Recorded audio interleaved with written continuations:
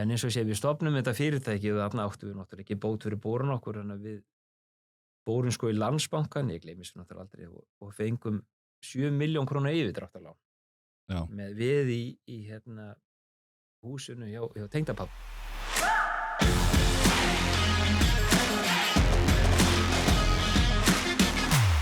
Jónas Hagan, velkomin í þáttinn. Takk fyrir það. Þú ert sem sagt, þú vinnur sem fjárfestir og 2 fjárfestingafélag, Varða Capital og Adira. En förum aðeins á byrjun. Hvernig byrjaði viðskiptaferillinn hjá þér? Já. Þetta náttúrulega eins og margt svona tilviljunum háð, mikið af þessu. Ég ætla að svona kannski, ég var nú að hugsa þetta bara á leiðinni hingað. Þú bauðst mér í þetta viðtal svona, hvernig þetta allt saman athafnaðist. Kannski var ég nú alltaf bara svona smá frumkvöðull í mér alveg frá því ég var lítill, sko. Ég held að fyrstu viðskipti mín hafi nú verið á bryggjunni á Húsavík. Ég var alltaf hjá ömmu og afa á sumrin og afi var með smábát og það er mjög gaman að vera á stöng með afa. Já. Og þegar hann komst ekki á sjó þá var ég bara að dorga á bryggjunni. Og svo einn daginn kom útlendingur og spurði hvort það mætti prófa og rétti mér dollar fyrir. Ég sá þarna náttúrulega strax tækifærið en ég hljóp heim til ömmu og bjó til skilti og með svona, ég held ég nú ekki kallaður Venturot því ég hef nú séð það nafn seinna mér en ég var með eitthvað svona sem að bauð upp á. Það var nú ekki margir útlendingar á Húsavík þann tíma en þá komu nokkru dollarar yfir sumarið í kassan. Já. Og svo þegar ég var í Versló þá var ég alltaf kafi í gólfinu og þá datt mér þessu hugmynd að það var einhvern tímann að vera að spila, þá kom Japani og bað mig að hjálpa sér eitthvað við að redda sér setti, það var nú ekki að leigja svona setti eitthvað annað. Og þá vaknaði nú svo hugmynd hjá mér að hún fór þarna á 4 hótel og bauð upp á svona sumarþjónustu að sækja útlendinga og fara með þá í golf og redda þeim rástíma og sett og spila með þeim. Og þetta var helviti góður tekjupóstur þarna sem námsmaður í Versló, sko. Já. Það var að taka eitthvað $250 fyrir daginn, sko. Það er ágætis peningur. Það var góður peningur þá, sko. Þetta var mjög skemmtilegt, mikið af útlendingum sem var komið hérna og það svona föttu allt það að vera að spila golf á miðnætti. Þannig að þetta var ágætis business minn ég var í Versló. Svo fór ég náttúrulega í nám til Bandaríkjanna og það var mikill lærdómur í því. Og í kjölfarið því þá ætlaði ég alltaf að fara í að taka masterinn í Evrópuháskólanum í Brugg í Belgíu. Já. Og til þess að fá inngöngu þar þá þurfti ég að hafa grunnnám í frönsku og þannig ég fór fyrst í háskólan hér að reyna að læra aðeins en þetta nú fljótlega ég þyrfti nú að fara út til þess að geta lært það. Og fór til Frakklands í 4 mánuði að læra frönsku, kynntist þar strák frá Austurríki og þannig ég var nú eiginlega betri í þýsku heldur en frönsku eftir námsdvöl mína þar. Og pabbi hans var mikið í endurvinnslu í Evrópu. Átti endurvinnslu fyrirtæki bæði í plasti og textíl og sorpvinnslustöðvar og ég kynnti þessum bransa í gegnum þá og hann hafði áhuga á því að hvort það var einhver viðskiptatækifæri þessu á Íslandi. Já. Og þá var nýbúið að stofna Sorpu sem var náttúrulega samvinnufélag sveitarfélagana hér á höfuðborgarsvæðinu. Og úr Varða ég fekk það starf hjá honum að reyna að smala eigendum saman og fara með það út til Austurríkis að kynna fyrir þeim starfsemina þeirra. Þannig að þetta var náttúrulega Ingibjörg Sólrún var þá borgarstjóri Reykjavíkur, þannig að ég fekk hana og bæjarstjórana í sveitarfélögunum í kring. Heilmikil ráðstefna haldin í Austurríki. Ég var bara eitthvað rétt rúmlega 20 þarna, ég hef ofta hugsað tilbaka hvernig þetta allt atvikaðist. Og úr Varða þeir sem sagt eiginlega hálf buðu í að taka að sér sorpvinnsluna heima. En það var náttúrulega ekki alveg samhljóma álit þessar sveitarstjórnar að láta þetta í hendum einhvers annars að þetta datt aldrei upp fyrir sig. Og þá skal ég segja þér var ég að starfaði ég sem aukastarfi hjá pabba sem var endurskoðandi og þá kom aðilar til móður mín var sem sagt ég alveg upp í Danmörku, þetta löng saga segja svo öllu en og hún var að vinna hjá SAS og þá var vinkona hennar var sem sagt gift dönsku manni sem að sá fyrirtæki sem heitir Global Blue í Danmörku sem þetta endurgreiðsla á virðisaukaskatti til ferðamanna. Já, og þetta honum var tax-free. tax-free, já. Já. Og honum var sem sagt falið það að opna það á Íslandi líka. Og þau lauta til móður minnar sem bendi þá á mig, að ég geti nú kannski aðstoð við þetta. Og úr varð að við þurftum að fara í það að fá, sem sagt, þá var endurgreiðsla á virðisaukaskatti, ríkið sá um það, duty free út af flugvelli sá um það. Og til þess að geta fengið starfsleyfi þá þurfti að breyta lagagerðinni. Og þá var Friðrik Sófusson, hann var fjármálaráðherra, þannig ég fór á fund með honum og tókst að sannfæra um það að það var nú sniðugt að hafa þetta svona opið, ríkið var ekki bara eitt af þessu. Og reglugerðin var breytt. Og í kjölfarið af því að ég náði aðstoð með þetta, þá var mér boðin staða að opna sem sagt Global Blue á Íslandi. Já. Þannig að það náttúrulega löng saga bak við allt saman, en þetta svona margar tilvílanir eins og segir, en kannski var þetta alltaf svona dálítið í eðli mínu svona þetta að reyna að sjá tækifærin og hlaupa á stað á hans að maður var dálítið óttalega sem maður var svona ungur, sko. Það hugsa eftir að maður fór að hitta ráðherra og maður fór að hitta borgarstjóra og maður fór að hitta hinn og þessan einhvern veginn bara.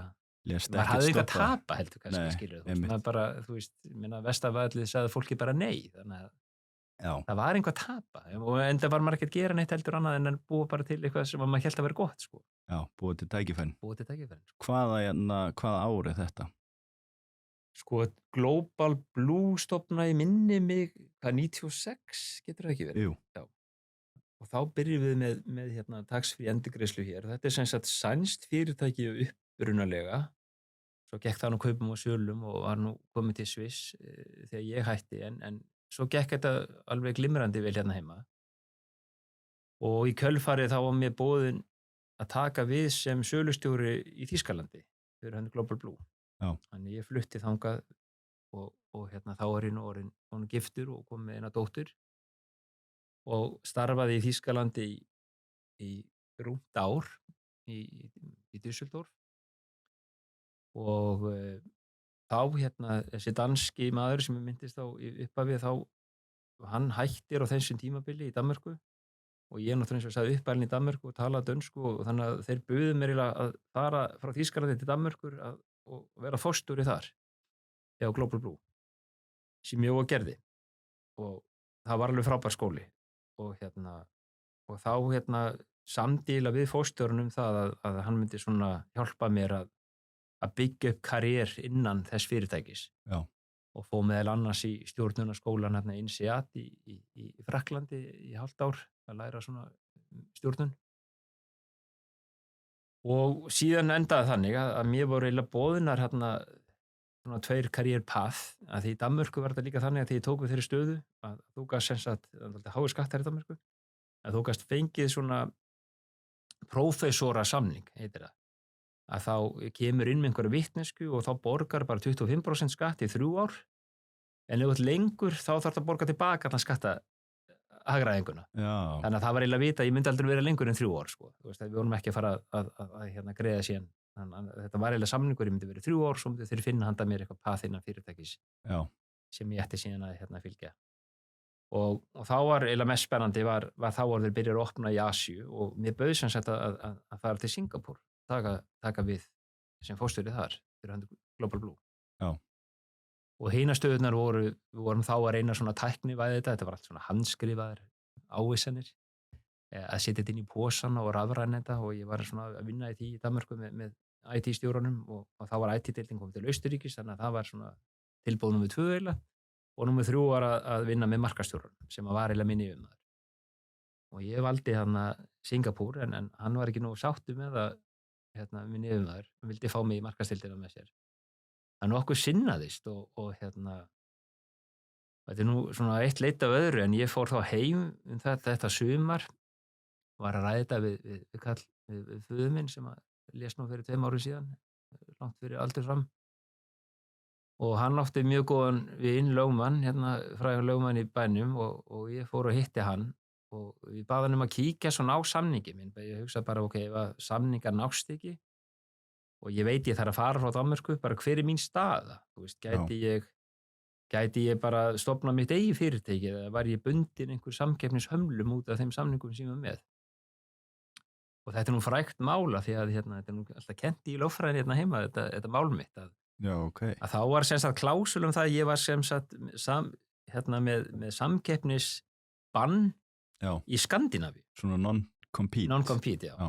Og þá náttúrulega hófst því lagalega ágreiningsmál sko hvort að Ísland væri hluti af Skandinavíu eða ekki. Já, Og þannig að eins og ég segi, okkur sinnast og ég fer heim og hitti lögmanninn og hann skrifa mér álit gerð sitt og einhvern veginn rata það álit til þeirra. Ég veit nú aldrei nákvæmlega hvernig það var til. En þegar ég kom út í Danmörkur aftur og þá beið mér þar bara lögmaður sem að sagði mér upp á staðnum. Sagði að ég hefði verið með trúnaðarbrot. Að vera að skoða það að hætta við fyrirtækinu og fara í samkeppni við fyrirtæki sem ég var að starfa hjá. já, En ég var náttúrulega bara í viðtali við minn lögmann og auðvitað máttu við ræða við þín lögmann hvað sem þú vilt sko.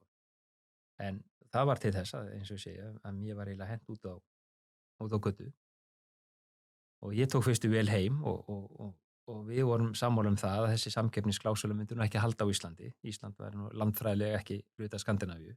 já, Og ég stofnaði sem sagt þá Iceland Refund sem var svona mitt fyrsta fyrirtæki ásamt frænda mínum sem var þá Sigurður Veigari sem var þá að vinna hjá Global Blue líka og hann hætti og við ákveðum að fara bara í þetta ævintýri saman. Og síðan uppást náttúrulega mikil laga ágreiningur sem endaði með nú með því að við unnum það mál.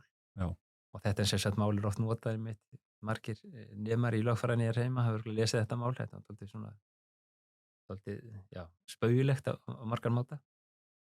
En þannig eiginlega hófst þetta mikla ævintýri okkar. Og þannig að má eiginlega segja sko, ég er ofta að hugsa svona eftir á að ég get nú sagt þér frá því seinna, þannig svona ákveðin ævisaga sem ég vitna nú oft í að stundu þarftu svona kannski, þú veist, hefði ég fengið góða stöðu áfram. Já. Það er oft svo þægilegt út komin í gott starf. Þú veist, þarna væri ég orðinn faðir með íbúðarhúsnæðislán og það var kannski ekki endilega mikill hvati að fara út í mikla áhættu. Það er miklu þægilega að vera bara í launu við starfi, fá sinn mánaðarlega útborgun einmitt. og maður hefði örugglega bara endað sem starfsmaður sem örugglega verið fínn ferill líka, alls ekki á því sko. Já. En ég var ekki kannski svona að leitast eftir þessari miklu áhættu að fara út í eigin starfsemi akkúrat á þessum tímapunkti. Nei, En svona röð atvika leiðir það að ég svona eiginlega endaði að gera það sko. já, Og það verður til þess að við stofnum þetta félag sem að síðan náttúrulega mikið ævintýri að við endum með að vera komin í starfsemi í 12 löndum og við síðan seldum sko. já. Hvernig, þú segir Iceland Refund, Já, hvernig voru svona, þú veist, fyrstu skrefin að koma þessu rekstru upp hérna til dæmis eins og Íslandi, þú talar að þú hafa farið á mikið á fundum, ungur aldri. já, þarna erum við náttúrulega nú aðeins eldri en við erum náttúrulega áttu mjög gott samband við mjög mikið af svona stæðstu kúnnunum þá. Þetta er náttúrulega allt svona ferðamanna verslanir. Já, Það var stæðsti aðilinn að Ramma gerðin og Íslandía og þetta var svona aðrir og 66 ára, það var bara rétt að byrja þá sko, þeir voru ekki orðnir stóra á þeim tíma. En við áttum náttúrulega rosalega góðu kúnnasambandi og við fórum náttúrulega ræddum við þá og töldum geta boðið betri þjónustu heldur en það hafi verið boðið og sérstaklega í því að rafvæna ferlið. Og við vorum dálítið svona frumkvöðulegar í því sko, búa til okkar eigin hugbúnað og forrit bara sem komum inn í fyrirtækinu bara með tölvur. Þannig þeir gátu svona framleitt þessar tax-free áherslur mjög hratt. Þetta voru oft svona viðskipti þannig að það kemur rúta og koma 30 manns inn í búðina og allir skoða og svo þarf bara allir að borga og fá áhersluna og út í rúti sko. Þannig þetta gangi alltaf hratt fyrir sig. Og mikið sem ferðamennum voru komið skemmtiferðaskipum og það var sama þar. Þannig að þetta þurfti svona að finna einhver aðferð til þess að gera þetta svona hraðvirkara og öruggara. Já. Þannig að það var það svona okkar sýn og það var náttúrulega erfiðar að gera það inn í svona stærri fyrirtæki en þarna fengum við náttúrulega ráð okkur alveg sjálfur sko. En eins og sé við stofnum þetta fyrirtæki og þarna áttum við náttúrulega ekki bót fyrir borun okkur en við borum sko í Landsbankann, ég gleymi þessu náttúrulega aldrei og fengum 7 milljón króna yfirdráttarlán. Já. Með við í húsinu hjá tengdapabba. Þannig var nú eiginlega upphæðað þessu öllu sko. Þannig byrjaði þetta. Og svo þegar við seldum náttúrulega nokkrum árum seinna þá held ég, þá var það náttúrulega komið sala upp einhverja 6 milljarða þannig að þetta var fór úr, eins og við Það segjum, borgaði sig. þetta borgaði sig, þá áttum við náttúrulega ekki all hlutaféð, sko. Nei, en það var hvað, komið fleira. fyrir hverju þurftu þessar 7 milljónir þarna þegar Já, þið það voruð var að eiginlega byrja? bara að kaupa, sko, þú veist, leigja hús og kaupa tölvur og prentara og Já. pappír og þú veist, bara, þetta var svona eiginlega bara stofnféð sem við þurftum til þess að koma rekstrinum á stað. Já. Og síðan var þetta náttúrulega bara hark fyrstu árin. Og fyrstu árin þarna var náttúrulega ferðaiðnaðurinn á Íslandi ekki eins og hann í dag. Þetta voru tiltölulega fáir ferðamenn og þeir voru bara á sumrin. Já. Þannig að það var eiginlega sama sem engin rekstur, þú veist, yfir hérna nóvember, janúar, febrúar, mars voru mjög dauðir mánuðir. Fyrstu 2 árin borguðu okkur engin laun, janúar, febrúar, mars, það var bara engin peningar til, sko. Já. Þannig að maður svona reyndi að harka dálítið yfir sumarið og svona byggja þetta upp þannig. Þannig að þetta var náttúrulega bara tómt vesen. En hérna, samaskapi, en þetta er svona eftir á hyggja og maður líka að hugsa, sko, af hverju gerir maður ekki eitthvað annað. Þetta var einhvern veginn svona, maður fór bara á stað. Veist, og þetta var eiginlega aldrei svona, maður var kannski ekki alveg búin að hugsa fyrir endan á hvert markmið eiginlega var. Markmið var eiginlega bara að byggja upp fyrirtæki. Það var eiginlega ekki, sko, að þeir ætlum eitthvað að græða svona mikið á þessu eða heldur var eiginlega bara svona bara passjón að búa til, skapa. Ég held að það sé til svona, verðmæti og koma hugmyndum í framkvæmt. Já, ég held að það sé svona kannski með allt í lífinu, sko, sumum bara hentar að vera fótboltamenn og þeir bara æfa fótbolta 8 tíma á dag, sko, en þú verður að hafa passjóni, sko. Já. Það er kannski, þú veist, og verður að hafa gaman að því. Já, og bara svona þetta er náttúrulega endalaus vinna. Já. Ef þú átt í degi fyrirtæki, þú náttúrulega ferði eiginlega beinlínis aldrei frí frá því, sko. Þetta er svona dálítið eins og auga börn. Þú kannski skilur þau eftir heima en þau ringið þig samt að hverjum degi, sko. Já. Og vonandi. Einmitt. Þetta er náttúrulega, þannig eins og þetta lýsa þessari stofnun á Global Blue, hann er náttúrulega svona frumkvöðla eðlið eins og hérna á bryggjunni í Húsavík. Já, þetta er svona einhvern veginn bara hugmyndin að spretta einhvern veginn svona bara upp, sko. Og þetta er líka eins og séu aftur rauð tilviljana. En þannig er nú allt lífið líka, sko. Þetta maður hittir maka sinni, þetta er náttúrulega líka bara einhver tilviljun, sko. Já. Maður séu sama stað á sama tíma og einhvern veginn byrja að tala saman, sko. Já. En hvernig var svona eins og með Iceland Refund til að setja þetta stað? Hvað er svona viðskiptamódeli fyrir ykkur? Hvernig fóðu þig? Já, þetta virkar sem sagt þannig að sem ferðamaður þá áttu rétt á að fá vöru sem þú kaupir í landinu og flytur með þér út, að þá áttu rétt á að fá virðisaukaskattinn tilbaka. Já. Virðisaukaskatturinn er náttúrulega til þess að dekka þessa innanlands starfsemi. Þú sem útlendingur flytur vöruna frá og þá ertu undanskilinn virðisaukaskattinum.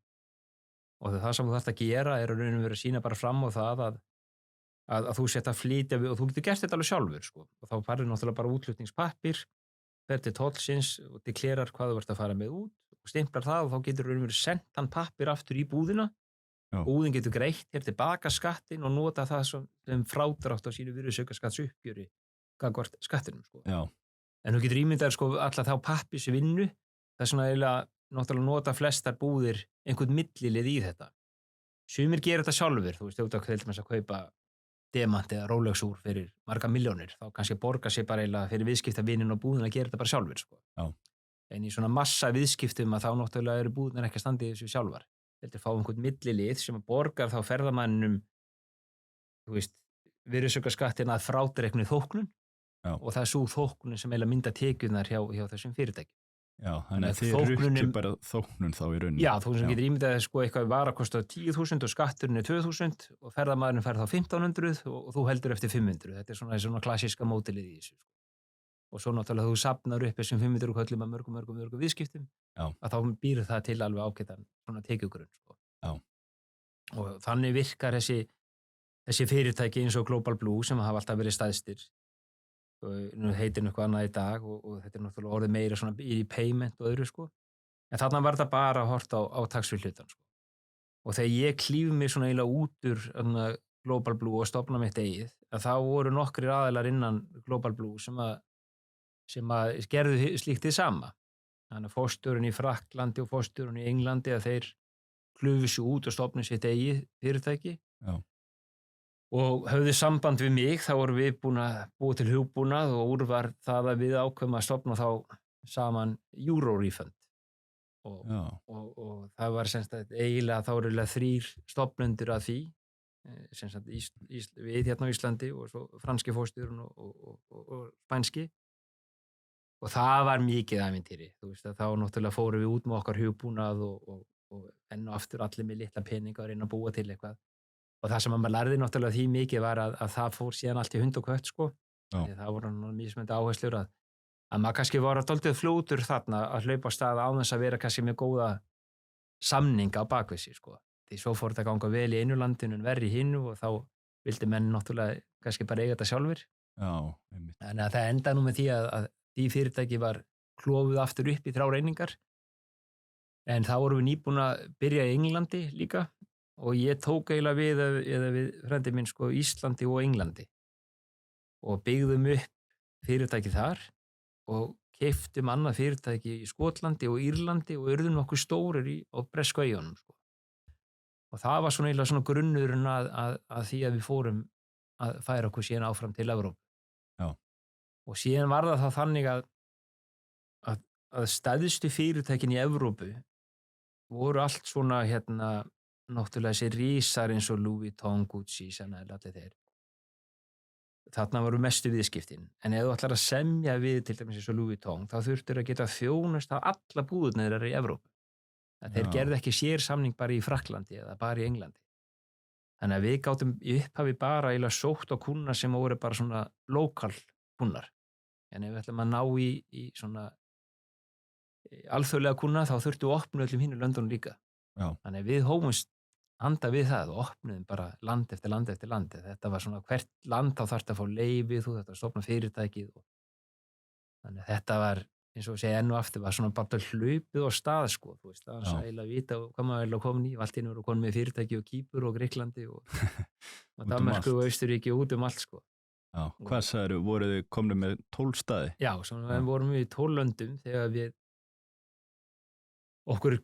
þá voru sko 2 rísar, annar hét Fintrax og hinn hét Global. Já. Og okkur bauðst til að fara inn og kaupa Fintrax og þá voru sko þeir með langa viðskiptasögu, áttu rosalega góða kúnna, vorum enga tækni. Við vorum eiginlega með tæknina þarna, búin að þróa hana alltaf mikið. Þannig að þetta smellpassaði rosalega vel saman þessi 2 fyrirtæki. Já. Og okkur náðum að semja við þá um kaup á því fyrirtæki, það er alltaf að segja frá núna þetta er svo langt liðið, á 40 milljón evra. En þetta er 2008 og það var náttúrulega bankakrísa í gangi. Já, með mitt. Ég misti nú öllu þessi, þarna bjó ég alltaf úti, sko, og þessum tíma var ekkert hérna heima á Íslandi. Og okkur tókst að fá, sko, enga fjármagnið en ekki bankalánið. Þannig að það var eiginlega skiptist upp í, sko, 50-50 equity á bankaláni og enga fjármögnun. Já. En það var engin banki klárið að lána okkur, sko. Við Nei. fórum milli allra banka út allt í Evrópu en aftur bönkum upp og alls þar. Þetta var náttúrulega bara í hruninu, sko, þannig að það var engin banki klár. Nei, það var ekki mikið vilja að lána. Nei. Þannig að sá díll féll sig og þá kom aðra aðali og keypti Fintrax en vissi af okkar áhuga og bauðst til þá að kaupa okkur og sameina fyrirtækin, sko. Og það varð úr, sko. Þarna exiteru við síðan þetta er þá 2012, sko. 2012. Já. En á þessum tíma, sko, frá því að okkur bauðst að kaupa Fintrax á 40, Já. að þá keyptu þeir það, sko, árið seinna á 160. Þannig að getur ímyndar, sko, hvað þetta, maður sé nú alltaf dálítið eftir þessum bita, sko. Það er ekki náð að klára hann en við komumst inn í viðskiptin og náðum að sameina okkar tækni og þeirra viðskiptasambönd og úr var til fyrirtæki sem í dag heitir Planet og einn stærsti svona aðilinn í Evrópu í dag í greiðslumiðlun. Er í því á Íslandi líka, sko. Þarna var ég nú komin til Sviss, þetta er 2012 og þegar við seljum og sat í stjórn þess félags til 2014 og það var svona klásulan sem ég var með þá, ég þurfti að vera 2 ár bara í bundin og þegar ég losnaði þá sem sagt flutti ég aftur þá heim til Íslands og þá var ég eiginlega að koma aftur heim bara eftir 20 ár. Já. Það ég ekkert verið neitt á Íslandi og þekkti nú mjög fá og vissi lítið, þannig að þá hófst svona eiginlega, hvað maður segja, næsti kafli. Þá fór ég út í þessa starfsemi sem við að tala núna með svona fjárfestinga starfsemi heima. Einmitt. Þannig að þú selur 2012 og ert með svona einhvern svona earnout samning, ert að vera þannig í 2 ár, kemur heim sem sagt til Íslands 2014. Já. Og hvaða verkefni það þá sem að Já, taka við hjá? þá stofnuðum við fjárfestingafélagið Varða Kapital og hann heiti Grímur Garðar sem að var þá búinn að kynna sko þegar ég þegar ég fór út í erlendu útrásin okkar í Eurorefund sem að seinna var síðan Tax Free Worldwide, það var eiginlega nafnið á fyrirtækjunum okkar þegar við vorum konum með þetta. Að þá hafði ég kynnst sko ég var í skóla í Bandaríkjunum, ég hafði kynnst strák þar sem var góður vinur minn, Edward Smith, og við höfum alltaf verið í nánu samstarfi og hann var búinn að stofna eða komið að stofnun að stórun hlutabréfasjóði í Bandaríkjunum sem heitir Two Sigma, sem stærri bara hlutabréfasjóðum í dag í Bandaríkjunum. Já. Og opaslega flott saga að segja frá öllu því sem hann hefur gert. En ég fór til hans, vissi að hann var með hennar sjóð, kynnt honum fyrir þessa hugmynd mín með útrásina og úr varða þeir lögðu til kapital til þess að við getum farið út í þessu útrási með Tax Free Worldwide. Já. Þannig að þeir voru alltaf svona stæðstu hluthafi og við fylgdum hvorum öðrum. Og svo í gegnum þau vinasambönd þá var hann kominn á stað með Two Sigma í kaupum á hlutabréfasjóðum á Íslandi. Og þetta náttúrulega rétt fyrir hrun, svo kom hrunið og það var mikið breytinga á því öllu og þeir drógu sér alveg út úr því. En þegar við seljum að þá náttúrulega náðum við að hagnast ágætlega á því og þá ákveðum við tveir, þú veist, að hann sjálfur en ekki Two Sigma myndum setja hlut af okkar ágóða í fjárfestingafélag á Íslandi. Hann hafði áhuga þá bara svona aðeins að vera með svona, þú veist, distribution af portfóljóun sínu og setja hlut af sínu eignasafni til Íslands. Og þá voru sem sagt Two Sigma og strákar sem voru þá búin að stofna þetta Varða Kapital, búin að vera í viðskiptum heima sem að hafði síðan hætt í kjölfar hrunsins. Og við þrír ákveðum að stofna Varða Kapital, sem sagt ég og Grímur og Edvard. Og fyrsta verkefni okkar var þá að við keyptum einn af turnunum niður í Skugga sem hefði þá verið byggt og stoppað í hruninu. Já. Og sem sagt hann var orðinn fokheldur en og við kaupum hann og innréttum og byrjum að selja út frá honum. Já, er ekki og fóru svo þaðan inn í Lindagata 37. Já. Jú. Fórum svo inn í annað fasteignaverkefni í Garðabænum, í Lyngásnum og vorum í nokkru svona fasteignaverkefnum. Já.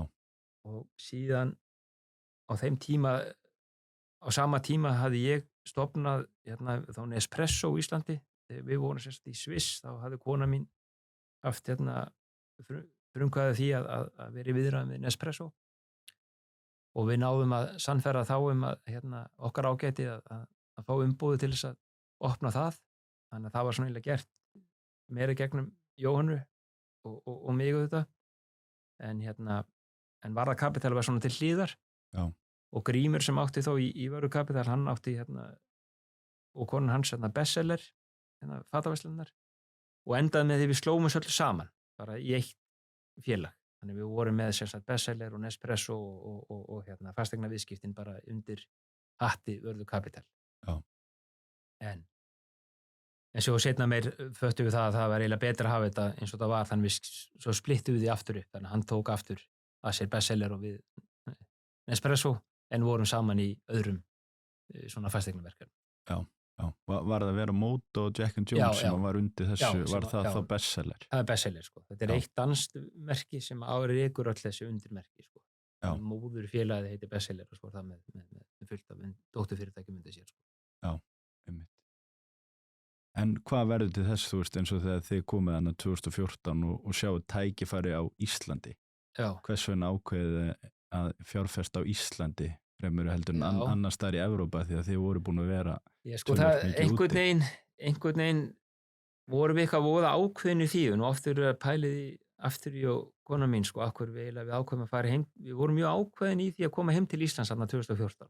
Þannig að við vorum búin að búa erlendis mjög lengi og vorum nýbúin að eignast þá 50 dóttur mína og við vorum einhvern veginn bara alveg ákveðin í því að við ætlum heim. Já.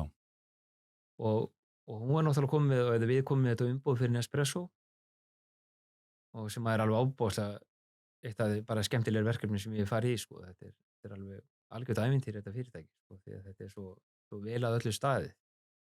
Þetta er náttúrulega bara bestu kaffibönnunar og endurvinnslan í þessu og þetta er alveg frábært fyrirtæki sko. En ég var mjög stoltur af því að við skildum að ná þessu umboði. Og þau svona við svona eiginlega förum heim og förum á fullt í það að koma þessu á lagnirnar. Þetta var alveg 3 ára viðræður sko og miklir svona staðlar sem þurftu uppfylla til þess að við getum nú klárað þetta allt saman sko. Já. Þannig að kannski dróð það okkur svona bara, við vorum svona allt í einu bara komin á kafinn í Nespresso og vildum fara heim og Edvard þá svona talaði lengi við mig sko hvort við ættum ekki að gera einhvern svona sjóð saman hérna heima því hún langaði að svona eins og sagði að eiga smá eignasafn á Íslandi líka. Þannig að þetta var svona smá tilviljanir. En þá var svona eiginlega úr því, þá sagði hann sko að hann vildi skilgreina sjóðinn þannig að við værum bara í fjárfestingum á Íslandi. Af því að hann var í svo mörgum öðrum fjárfestingum annars staðar, það ætti að vera svona sérsvið sjóðsins sko. Væru, þú veist, tækifæri hér heima. Já. Og okkur fannst eftir hrun að það væri alveg óbúslega mikið tækifærum sem að reyndist nú svo sannarlega að vera sko. Já, einmitt. Og þannig að þar leiðist við svona dálítið úr einu í annað sko. Og eitt verkefni sem að okkur, margir sem að böngu náttúrulega upp á og voru að kynna fyrir okkur spennandi verkefni. Og eitt slíkt verkefni var sá sem eiginlega stýri núna hinu sjóðunum minni sem heitir Adira, hann Valgarð Valgarðsson.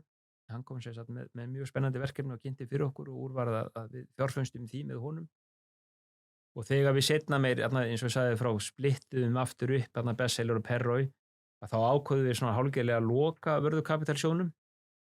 Að þá stærsta verkefnið var Smárabyggðin, sem við erum með klasa í, 700 íbúðir í kringum Smárabyggðina, Smáralindina fyrir ekki. Og það verkefni er bara akkurat að klárast núna, það er síðustu íbúðunar að seljast.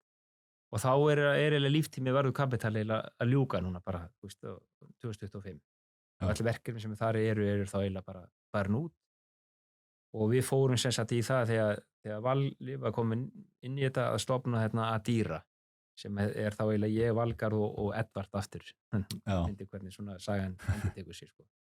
Og þar voru fullt af verkefni sem við verið í, meðal annars Arctic Hydro sem búin svona smávirkjana framkvæmdum út alland og fasteigna viðskiptum og hinn og þessu sko. Svo við líka verið að fjárfesta í óskráðum félögum og skráðum. En svona eru aftur núna komin svona að þáttaskiljum þar að við erum svona dálítið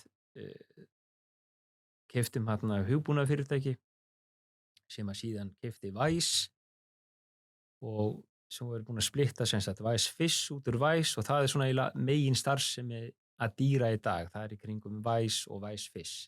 Já. Og svo náttúrulega Nespresso líka og svo fórum við eitthvað aðeins út í ferðaðinnaðinn sem við getum fréttað líka sko. Já, einmitt. En þetta er svona einhvern veginn, já, þetta er svona oft eitt leiðir dálítið svona bara af öðru sko. Tækifærin komu upp en fókusin var alltaf, eins og heyrir, alltaf með íslensk tækifæri sko. Já, einmitt. En hvernig kemur eins og talar Smárabyggðin, hvernig kemur það tækifæri að það verkefni svona inn á borði? Já, það eiginlega, þegar ég flutti heim þá var eitt af tækifærunum sem við sáum, það var náttúrulega eftir bankahrunið voru svolítið sérstakt umhverfið í bankaheiminum Já. Og verður til þess að við fjárfestum í bara alveg stóluðum við núna Kvikubanki er stofnaður á ofan á ég man ekki hvað hét bankinn undan. MP. Nei, já, MP kom nú að þar líka. En það skiptir ekki máli en við fjárfestum þar og ég sést svo í stjórn og sameinumst þarna með MP og búum til Kviku. Já. Og þar sést ég í stjórn með meðal annars honum Finnur Eyr sem á klasa og þannig kynnistu við sko. Og síðan út frá þeim eiginlega vína tengslum þar verður þá til þetta tækifæri að fara með þeim inn í Smárabyggðarverkefni sko. Já. Þannig að ég sat í stjórn Kviku ansi lengi og það var mjög skemmtilegt sko, því þarna er ég nýfluttur heim til Íslands og þekkti eiginlega engan að ég hafði ekkert verið eiginlega í viðskiptum hérna heima sko. Nei. Og þá sá maður hvað Ísland var lítið, það tók ekki nema svona 2 ár, þá var maður eiginlega svona fann að þekkja langflesta. Búin að kynnast flestum. Já, þetta náttúrulega mjög þröngur og lítill Já, heimur hérna sko. En þetta svona eins og segið, þetta alltaf svona dálítið tilviljunarkennt hvernig maður ratar inn í eitt og annað sko. Já. En kannski líka bara vera alltaf opinn fyrir tækifærum sko. Já. Ég veit það ekki, kannski það sem líkillinn. Svo náttúrulega maður núna orðin sko 55 ára og núna finnir maður svona, þú veist, maður ekki eins sprækur maður var sko. Nei, fara að hægjast á. Já, kannski svona, ég myndi segja það frekar þannig að ég er svona meira spenntur fyrir núna að vera með færri verkefni og gera það vel heldur en að vera út allt sko. En einhvern veginn er alltaf blundar í manni þetta svo eins og með Vice Fish sem kemur nú inn á það seinna að búa til aftur sko, þú veist, sagan er svo flott, þetta er hugbúnað fyrirtæki sem byggir á, þú veist, bara þú veist að því að Vice er náttúrulega bara endursöluaðilega Microsoft BSC-lausninni sem er bara bókhaldslausn og svo er byggt ofan á það og Vice Fish er náttúrulega bara byggt í því að sérhæfa sig í stýringu sjávarútvegsfyrirtækja að uppsjá fiski og botfiski og líka í eldisfiski og þarna verður til afurð sem verður svona dálítið sérhæft og sko fyrirtæki er náttúrulega ekkert annað en manneskjur og manneskjur er ekkert annað en sögur og þú ert að fara á fundi með böngum með fjárfestum þá þarf alltaf að segja sögu þú veist, og saga Vice Fish er dálítið flott sko, þú veist, það er litið upp til Íslands rosalega með fiskveiðistjórnun og þetta er gamalt grófu fyrirtæki þannig að þetta er eiginlega sprota fyrirtæki en samt, þú veist, er alveg 85% kvótunum í Íslandi rennur í gegnum í okkar hugbúnað í dag sko. Og flest sjávarútvegsfyrirtæki á Íslandi nota hluta eða öllu leyti Vice Fish og svo eru fyrirtæki sem sagt erlendis spenna að horfa á það líka og það er náttúrulega risa tækifæri af því að það er líka löggjöfin er að breyta svo mikið allstaðar að menn þurfa að geta sýnt uppruna vottorð og þetta er alveg miklu meiri sko, þú veist, strangari skilyrði sem fyrirtækjum sett í matvælaðinaðinum, hvernig þau þurfa að skila af sér öllum svona skýrslum og upplýsingum. Þannig að það eru rosalega mörg tækifæri í því, þannig að fyrirtækin er svona dálítið leitt út í það við verða að vera með dálítið öflugan hugbúnað, sko. Sem verður til þess að mörg smá fyrirtækin er samanst í stærri og þurfa þannig að lendi betri hugbúnað líka, þannig að ég er svona, þetta er kannski það sem ég svona brenn fyrir mest í dag, það er þetta fyrirtæki okkar, sko. Já, stór tækifæri þarna. Alveg gífurlega sko, þú veist að því að matvælaðinaður er náttúrulega bara, þú veist, fyrir utan líf þá held ég lifa matur í sinn og kannski stæðstu tækifærin í framtíðinni þetta er náttúrulega allt svona individualized við sjáum bara lifið fyrirtækinir heima hvað þeim hefur gengið vel sko og það er orðið svo mikil eftirspurn eftir líka gæða mat og fiskur er náttúrulega bara leiðandi próteingjafi í framtíðinni sko þannig að það verður alltaf meir og meir eftirspurn eftir þá eins og segja gæðafisk og allir eftirlitunni kringum það allt saman sko. Þannig ég held að þar sé alveg ofboðslega mikil tækifæri sem mun ekkert hverfa sko. Það er náttúrulega engin tískubóla í að borða fisk, það gera það næstu 100 ára sko. Þannig að það, og eins og segja heimurinn er ekki það stór sko, þannig að þú fljótur hann á árangri þá tekið eftir og leitast eftir og við erum konum með starfsemi núna víða bara vegna að það hefur leitað eftir því. Og þannig að núna erum við búin að ráða inn alveg ofboðslega öflugt heimi fólk með mikla reynslu fórstjórinn okkar hérna náttúrulega var fórstjóri sín og fjármálastjórum hjá Marel og við erum búin að vera að taka fólk frá svona fyrirtækjum bæði Siggeir sem kemur frá Novo Nordisk og frá sín og Marel svona fólk sem hefur verið bæði erlendis og er heima og er með þessa reynslu eða þú setur saman, þetta er bara eins og setja saman fótboltalið sko, setur saman lið úrvals fólk sem hefur þessa reynslösa þekkingu þá og leifir því aðeins að hlaupa sko, þá gera slutirnir alveg óbáslega rætt, það er svona kannski sem maður hefur lært aldrei sjálfur líka þar að finnilega rétta fólki í kringu sig sko. Þegar maður er ungur þá gæti maður hlaupið allan daginn sjálfur sko. En svo verður maður aðeins latari með áranum sko. Ekki latari, ég vil ekki segja það orðið, heldur svona kannski bara svo margt annað sem að tekur tíma mann sko. Einmitt. Já, eins og tala þannig að setja rétta fólki í rétta stöður. Já. En hvað er svona, þú veist, þau ert að horfa til núna eins og bara fjárfestingartækifæri og annað. Já. Hvað er það svona helsta sem að þú ert að horfa til? Þú veist, hvað er það svona sem vekur þinn áhuga? Sko, þegar maður búinn að prófa mjög mikið, að fyrir mig persónulega, að þá finn ég það að það henta mér ekki vel að vera, þú veist, eins og í Kviku, þá áttum við bara einhver lítinn hlut og margir hluthafar og margar raddir og svona, þú veist, Já. og það fann ég að ég svona dálítið dó fljótlega í því hlutverki, sko. Mér fannst það svona þá kannski bara, þú veist, menna, maður er líka ráðuríkur og frekur og þú veist, maður vill svona kannski svona sjá hlutina gerast, að það voru svona boðleiðirnar og langar fyrir mig. Það hentaði mér alls ekki, sko. Ég hef verið mikið inn í skráðum bréfum, ég er alveg hættur því. Ég var svona fann alltaf að kíkja á kelduna og fylgjast með og þú veist, mér fannst það ekki skemmtilegt heldur, sko. Nei. En þú verður dálítið háður því, sko. Þannig að ég myndi segja, sko, fyrir mig það sem ég leitast eftir núna er svona eiginlega, þú veist, að fara inn í verkefni þar sem að maður virkilega getur haft áhrif. Já. Þú veist, við hefum verið að fjárfesta inn í fyrirtæki eins og bara kontrólant eða eitthvað annað, þú veist, og svo gengur það vel en þú hefur engin áhrif. Og þannig að ég er eiginlega svona fann að draga mig út úr öllu sem að, þú veist, að vera bara svona farþegi. Já. Ég kallaði að vera farþegi átt bara eitthvað svona hlutabréf og kaupir hlutabréf í Íslandsbanka, þú veist, hefur ekkert með að segja síðan, svo situr þú bara heima og vonar það besta, sko. En þú veist, þú hefur engin áhrif. Nei. Og ef þú ert lítill hlutaf þá hefur þú náttúrulega yfirleitt lítil áhrif, sko. Þannig að ég minnst frekar svona vera einhverstaðar sem að maður virkilega sér sýnina og hefur trú á fólkinu, en svo eins og segir líka meira og meira, sko, sagan, sko, eins og með Vice Fish, að geta sagt söguna, hvað hún er flott, sko. Já. Hvernig þetta byggist upp og hvernig þetta tengist öllum svona okkar sögu og litlu sjávarplássunum og maður setur sér sjálfur inn í þetta allt saman, sko, en svo er það risa fyrirtæki út í heimi en einhvern veginn, þú veist, þetta byrjar eiginlega bara í trillunni, sko, þetta er 2 ára hvað sem er, sko, en svo endar þetta á einhverju bara Michelin stað í París, sko. Já. En leiðin frá markaði og að Já.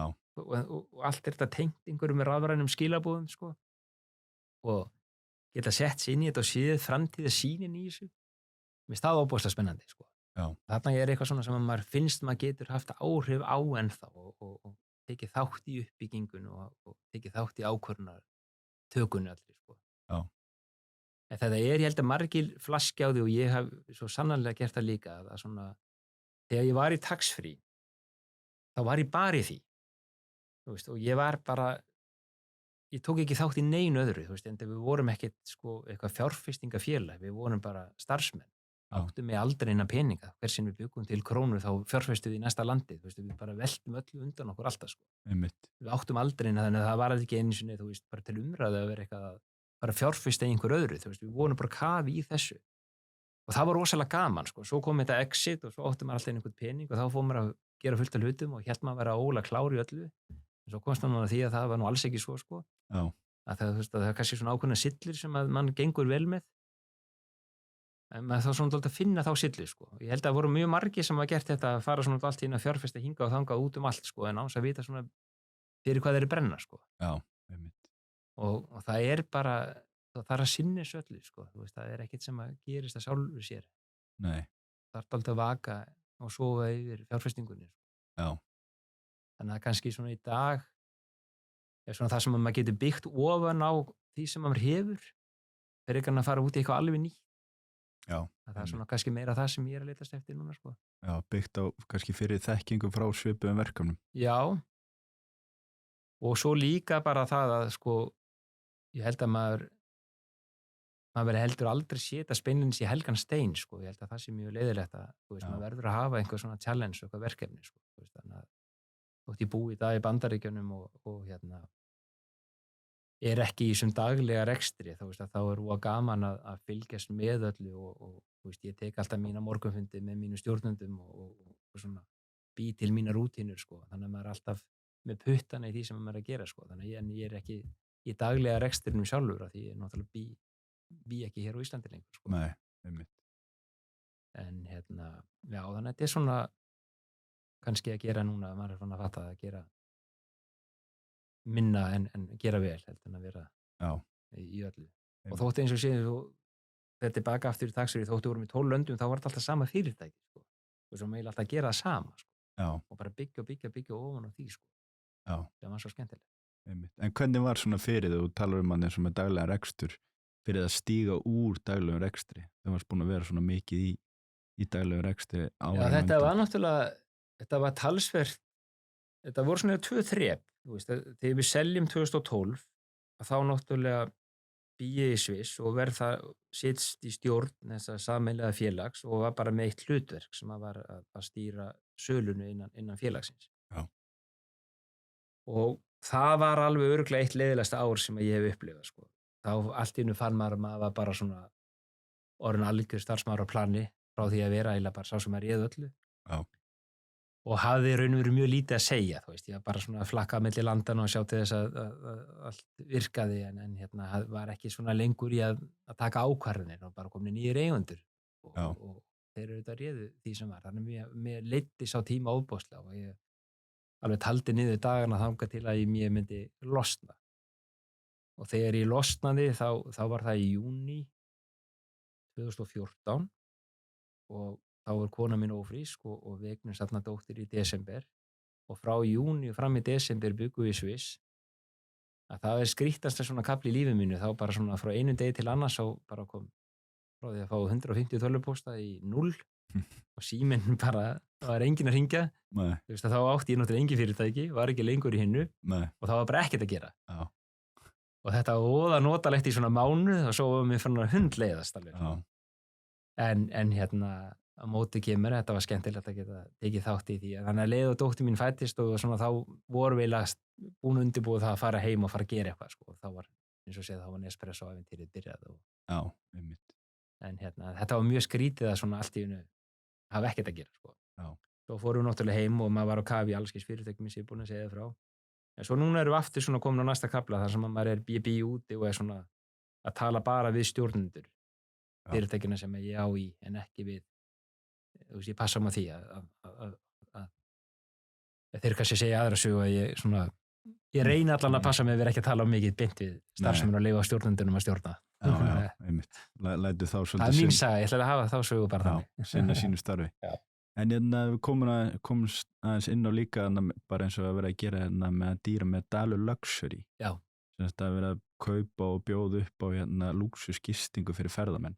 Já, það er náttúrulega alveg sér kapitúli líka. Þarna er það þannig að sko, ég byggi mér bústað í Kiðabergi sem átti bara svona sumarbústað fyrir mig. Og hérna, og það fór svona aðeins úr böndunum, það var aðeins stærra en áætlanir stóðu til Já. og hérna, á sama tíma þá erum við komnir á stað í þetta verkefni sem heitir Arctic Hydro sem er svona smávirkja, búið til smávirkjanir út allt land og kaupum þar helmingshlut í Múlavirkjun sem er hérna hjá Straumfjarðará. Já.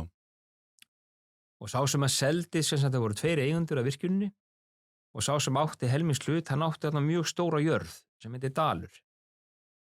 Og það sem sagt, hann vildi selja sem sagt virkjunna og jörðina. Og við vorum hérna í samstarfi við fullt aðilum í þessu Arctic Hydro og þeir höfðu áhuga virkjunni ekki jörðinni. En ég og Ed sáum allt inn eitthvað svona tækifæri því að það var kannski sniðugt að eiga svona fallega landsvæði svona á Snæfellsnesinu. Já. Þarna fylgdu þarna veiðiréttindi í Straumfjarðará og þannig að úr varð að félagið keypti sem sagt af bóndunum sem átti landið og virkjunina og við keyptum jörðina af Arctic Hydro. Já. Og þarna var gamall bær og þannig við fórum í það að standsetja hann allan og þegar það var búið þá vorum við eiginlega raunum konur þarna með svona luxurí gistingu á Snæfellsnesinu. Við vorum samt ekki alveg búin að hugsa út í hvað við ætlum að gera við hana. Nei. Og þá var ég með þetta bústað þarna í Kiðaberginu og þannig að það ákvað við að búa til fyrirtæki úr þessu. Já. Og vera með svona luxury gistingu. Og Kiðabergi gekk náttúrulega mun betur því að þú þekkir nú vel, þetta er all staðsetningin og 90% ferðamanna fara náttúrulega allir á Suðurlandið. Já.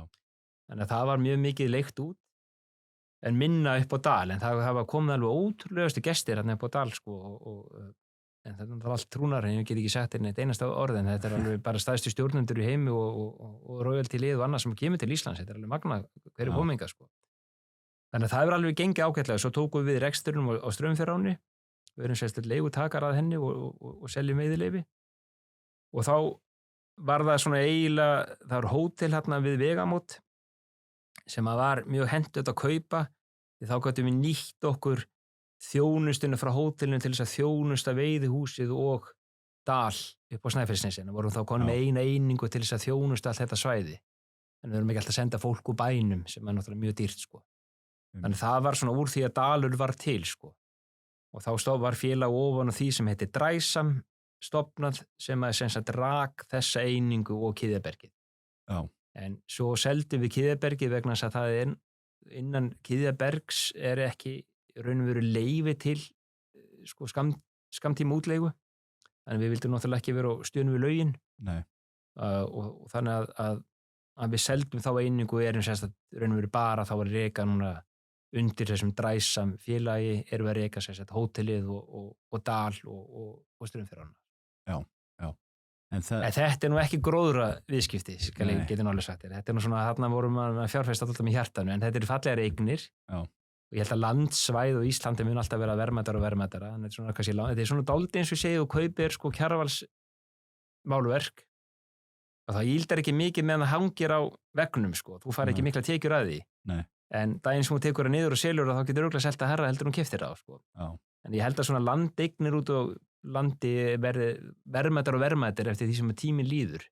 En þú kannski græðir ekkert mikið á því meðan þú átt það. Nei. En ég held að þetta það séu fjármununum vel varið, að það séu geymdir á góðum stað sko. Já. En þetta er mikið hark, að ferðamanna iðnaðurinn er náttúrulega ekkert eitthvað, þetta er mikið labor intensive og laun dýr, en þetta er gaman sko, mér finnst það rosa gaman að reka eins og ána sko, og að vera að selja veiðileyfi, og ég er náttúrulega rosa gaman að veiða sjálfur, og þetta er náttúrulega standa út í íslenskri náttúru, og veiða lax er eitthvað náttúrulega skemmtilegt sem ég gerir sko. Já, það er einstök upplifun. Já, og það er mjög margt skemmtilegt í kringum þetta. Ég held að þetta sé svona örugglega ég hef nú aldrei fjárfest í flugbransanum og ætla ekki að gera það, en ég held að þessi margir sem að fara inn í þann bransa, þetta er einhver svona atmó eða eitthvað kringum þetta sem er eitthvað voða sjarmerandi og fær mjög marga til þess að alveg halda áfram þótt að þetta hann vilja fáið grætt af því sko. Já, einmitt. En þið eru meðan á Snæfellsnesi, er þetta ekki eitthvað í kringu 1000 hektarar? Jú. Já. Þetta er ansi stórt. Þetta er svakalegt landsvæði. Já, þetta er mjög stórt. Þetta er hérna alveg frá Baulavallavatni og niður að Vegamótum. Já. Og hérna alveg yndislegu staður, en náttúrulega dálítið vindsamt þarna. Já. Ákveðin challenge að reka hótel og gistingu. Já, út af veðrinu. Já, út af veðrinu sko. Já. Þetta Ísland er náttúrulega alveg einstakt, og það, ferðaiðnaðurinn hér mun alltaf plumma sig. Já. Þetta er við erum það nálægt Bandaríkjunum og Evrópu, og þetta þykir exotic en samt auðvelt að komast, örugt, það tikkar í öll box sko, þannig að þótt að sum árin séð aðeins færri eða fleiri, þá held ég að og það er líka alltaf spurningin sko, hvað markmið er markmið að hrúa inn sem flestu fólki, eða er markmið að græða á þessu? Já. Men þau eru líka svona, auðvitað er fyrir Icelandair og Play er náttúrulega best að sem flestir komi, því þeir eru að selja sæti, fyrir aðra kannski betra að menn sé að kaupa frekar dýrari afurður heldur en ódýrar, þannig að það er mismunandi markmið hjá mismunandi fyrirtækjum. Já. En þetta er klárlega iðnaður sem að mun skipta Íslandi miklu máli, en þetta er alveg erfiður iðnaður sko, sumir hafa náttúrulega gert alveg frábæra hluti, eins og bara tökum sem það er með Bláa lónið og núna Skylagún og fleiri hafa gert alveg frábæra hluti í þessu sko, og margir að gera mjög flott sko, en þetta er svona takmörk. Það er náttúrulega ekki svona sami hockey-stikk eins og vorum að tala áðan eins og í Vice Fish eða í Tax-Free, og þú getur farið erlendis með þessa afurð og gert mikið sko. Já. Þetta er nefnilega mjög sérstakt og býrð á Íslandi, því við erum svo fá. Nú bý ég í Bandaríkjunum og þú veist, tveir til dæmis sem ég hef kynnst þarna úti sem hafa vegnað mjög vel. Annar þeirra til dæmis, hann framleiðir plastpoka til þess að hreinsa upp hundaskítið. Já. En hann selur, þú veist, 1 billjón poka á ári. Veistu hvað sagði hann? 150 milljón gæludýr og hunda í Bandaríkjunum, og þeir kúka allir að meðaltæli 3-4 sinum á dag sko. Þú veist, þannig að hann bara áðanilega marka og bara lifir í vellistingum að búið til svona poka. En þú getur aldrei gert þetta á Íslandi sko. Þetta við erum bara, þú veist, 400.000 sko. Þannig það er oft svona hlutir sem maður átt að segja þegar maður kemur út sko, að ef þú nærð einhver svona smá momentum, tala hann ekki og kemst inn í áskriftarmódel sko, þar sem þú kannski með marga milljón manns í áskrift á einhverju vörum, Já, að þá ertu mjög fljótur að búa til ansi stórar einingar, sko, einmitt. með svona tiltölulega einföldum hlutum, sko. Já. En þú veist, markaðan hér náttúrulega heima bara svo lítill, sko. Já, Eins og við Nespresso og við erum með alveg gífurlega stóra markaðshlutdeild á Íslandi, en þar lendir náttúrulega stækkun mögulega og okkar orðnir mjög takmarkaðir, sko. einmitt. Af því að það er bara svo margir kaffibólla sem að hver og einn getur drukkið á hverjum degi, sko. Já, En þú veist, komin við til Evrópu og 100 miljón manna, þá getur náttúrulega bara stækkað alveg endalaust, sko. einmitt. Ég held að séu kostur og galla við bæði.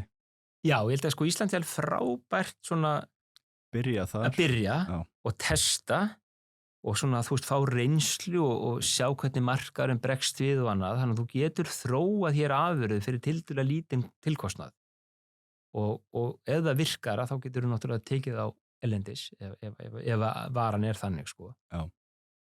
Og Ísland er náttúrulega mjög sérstakt, við erum svo agalaus sem er kannski þá líka að gera verkum að við erum mjög skapandi, þannig ég held að svona hlutfall frumkvöðla á Íslandi sé alveg fáralega hátt, sko. Já. Og þú veist, þetta er náttúrulega hálfskrítið, sko, við erum bara eins og eitt lítill sveppaður í hvaða landi sem er, sko. Einmitt. En fyrirtækin og annað sem hefur komið hérðan er náttúrulega alveg stórkostlegt, sko. Já. Og það er þessi kannski þetta agaleysi sem ég kalla stundum, sko, sem að mér líka, þú veist, hefur sína kosta sína kalla. Ég hef svona haft mesta áhyggjur af agaleysi í grunnskólum og svona hérna heima, sko, en á móti kemur að þetta líka býr til skapandi umhverfi, sko. Einmitt. Þannig að er það ekki bara allt að lífinu svona kostir og gallar, sko. Jú, ég held að það sé máli. En komandi aðeins inn á ferðaþjónustun í Íslandi, ég held að það sé bara, þú veist, það er náttúrulega mjög viðkvæmur markaður. Já. En ég held að það sé náttúrulega bara klálega eins og fyrir Ísland er náttúrulega bara svo sérstakur áfangastæður fyrir fólk allstaðar af úr heiminum að við ættum í raun að vera að leggja mestu áherslu á að fá fólki til að vera lengur og gera meira. Já, já. En ekki endilega bara fjölda ferðamanna. Nei, en svo bara kemur að því, sko, þú veist, þetta er náttúrulega, eins og segja, þú ert forstjóri á Icelandair, þá ert þú náttúrulega bara fyrst og fremst að hugsa um að selja sæti. Já. Þú veist, sem er eðlilegt, skilur. Og ef þú ert forstjóri í Blálónsins, þá ert þú náttúrulega bara að hugsa um að hrúa niður fólki inn í lónið þitt, sko. Þannig að þetta er svona, þú veist, stjórnvöld geta hjálpa til með að mynda einhverja stefnu og það, en það er hver og einn hefur samt aldrei sín eigin líka markmið, sko. Þannig að kannski er þetta erfitt að líka fara að minna að hrúa saman og búa til eitt heildarmarkmið fyrir alla, sko. Já. Það er náttúrulega aldrei hægt, sko. Nei. Þannig að þetta er svona, þú veist, en auðvitað er betra fyrir sem, að, þú veist, að við værum eiginlega með kannski færri sem að væru lengur og eittu meira. Já. Þú veist, það er eins og menn oft talað með skemmtiferðaskipin, það er rosalega lítið sem að verður eftir hér heima. Já. Þú veist, fólki borðar borð og þú veist, það kaupir sér kannski eina rútuferð og kaupir 2 póstkort, en þetta er rosalega litlir peningar sem verða til að skemmtiferðaskipunum, sko. Einmitt. Og mengunni sem þeir fylgir og annað, þú veist, þetta er svona, auðvitað þarf maður að skoða þetta allt í stóru samhengi, sko. Já. En svo hefur núna skemmtiferðaskipin líka verið að stoppa miklu meira út á landinu gerðu áður fyrr, sem er að skapa tekjur og skemmtilega umhverfi, svona, þú veist, á Ísafirði koma fullt af skemmtilega, þetta var ekki hérna þegar við vorum að byrja. Nei. Þá komum við bara til Reykjavíkur, sko. Einmitt. Og kannski eitt á Akureyri, en þetta var sitt, sko. Já. En þetta er svona kostir og gallar, eins og maður segir alltaf, sko, þú veist, Einmitt. erfið að segja til nákvæmlega hvað það er, sko. Já, við erum bara ennþá aðlagast að þessu. Já, við erum náttúrulega vilt að vestrið, sko. Og svo hlaupa allir eftir hvorum öðrum. Ég veit ekki hvað eru komið mörg baðalega nú í Íslandi núna. Þú veist, allir að vera með bílaleg og hótel. Já, allir þetta séu, eða búið til lúxir í gistingu eða hvað sem er, sko. Einmitt. En það er líka, þú veist, þetta er svona, eins og segja, er þetta ekki dálítið eðli okkar svona alltaf að það er ótrúlegt hvað eru margir til í þetta, sko. Að taka áhættuna, að hlaupa á stað, sko. Og hræddir. Já. En hvað er svona, talandum hérna Dalur Luxury, hvað er svona, þú veist, framtíðastefnan eins og með það? Þið voruð ekki með eitt hús áður fyrir á hérna Fjölnisveið þar sem voru að leigja út? Jú, við leigðum út dálítið bara sem eignum sem við áttum sjálfur. Já. Þú veist, það var engin eign byggð með það konsept að það ætti að vera í útleigu. Nei. Þú veist, þetta var eiginlega bara sumarhúsið mitt og íbúðuna sets og svo smíðum við Dalux og þú veist, endum bara með þessu hús, sko. Mm-hmm. Þannig að hefði maður verið sest nú niður frá upphæð og sagt, nú ætlum við að fara út í þennan bransa. Já. Þá hefði maður bæði smíðað húsin öðruvísi og öðrum stöðum, sko. Klárlega á Suðurlandi og með það fyrir augum, sko, hvers konar gestir eru að fara að gista þarna, sko. Já. Þannig að þetta var svona, þú veist, maður var kannski bara meira að búa til business úr eigum sem maður átti. Sem höfðu nú þegar. Já. Já. sem kannski ekki endilega besta mótil að gera sko. Nei, einmitt. Og eins og ég segi sko, þú veist að fasteignir í Íslandi hafa náttúrulega hækkað, þannig að það hefur náttúrulega bara verið ákveðin ágóði bara í eiga fasteignir sko. Já. En ef ég ætti að fara út í þennan, eins og segir, við erum svona búin að minnka þennan hluta dálítið verulega niður, og ég á nú alveg eftir að sjá hvað við raun og veru endum þarna sko, því að ég held að sé svona endanum kannski bara betra að eiga þær eignir sem við eigum og kannski selja það fáum en dýrt. Já. Að það eiginlega betra heldur en að selja mörgum og selja það ódýrt sko. Betra viðskiptamódel. Já, það það eiginlega sko, í akkur þessum hluta. Já. Svo eins og hóteli sem við eigum, þar náttúrulega erum við bara að selja eiginlega bara bed and breakfast líka við sko. Já. En ég held að það sé svona líka á endanum var náttúrulega betur falið kannski og þetta mörg hótel sko, þú veist, þetta alltaf svona starðar hagræðingin. Þú veist, það náttúrulega dýrt að vera, þú veist, reka litlar einingar sko. Litlar einingar. Já.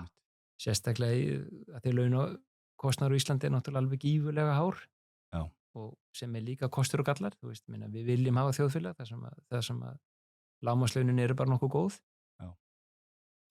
En það gerir það líka verkum að það er mjög erfitt að reka hótel og vera með fullt af fólki, þú veist, að þrífa og servera, þá þarf bara herbergisnóttin að kosta ákveðið mikið til þess að standa undir þeim kostnaði, og þar leiðandi verður allt dýrt sko. Já. En svo sem ekkert mikið dýrar samt heldur úti, ég held að við séum líka stundum og hrædd við þessi verðlagningu sko. Þú veist, minna, þú fer inn í Bandaríkjun og bókaðir hótelherbyggi á $200 en þú borgar 360 sko, svo kom allir skattarnir eftir á. Já. Og við erum oft svona hrædd við allir þess að næturskatt, ég segi þetta, við þurfum bara að fara að aðgreina þetta betur, fólk vant í að það séu skattar sko. Í staðan fyrir að hrúa allir bara í eitt verð sko. Eiginlega bara hafa gistiverðið þetta og svo setja bara virðisaukaskattin og næturgisti, þú veist, skattin og setja þetta bara allt í sundurliðun sko. Og sér líka alveg kaupandinn, ok, þetta ekki það sem að hótelegi rukka með þetta, þeir bara rukka með þetta verð sko. Þú veist, þannig að ég held að það væri svona meira transparency í því sko. Já. Það alveg mín skoðun sko. Meira svona í Bandaríkjum svona falin kostnaður það sem allir skattar. En kannski ekki falin beint, en þeir auglýsa rauninu náttúrulega bara vörun á því verði sem þeir eru að fara að selja hana. Já, svo kemur í opinberu alltaf að taka eitthvað skatt og þá bara bæta því við eftir á sko. Það er bara alveg svona normalitetið. Einmitt. En þannig að það með Dalu Luxury, það engin svona ákveðin stefna að fara að bæta við sig eignum það?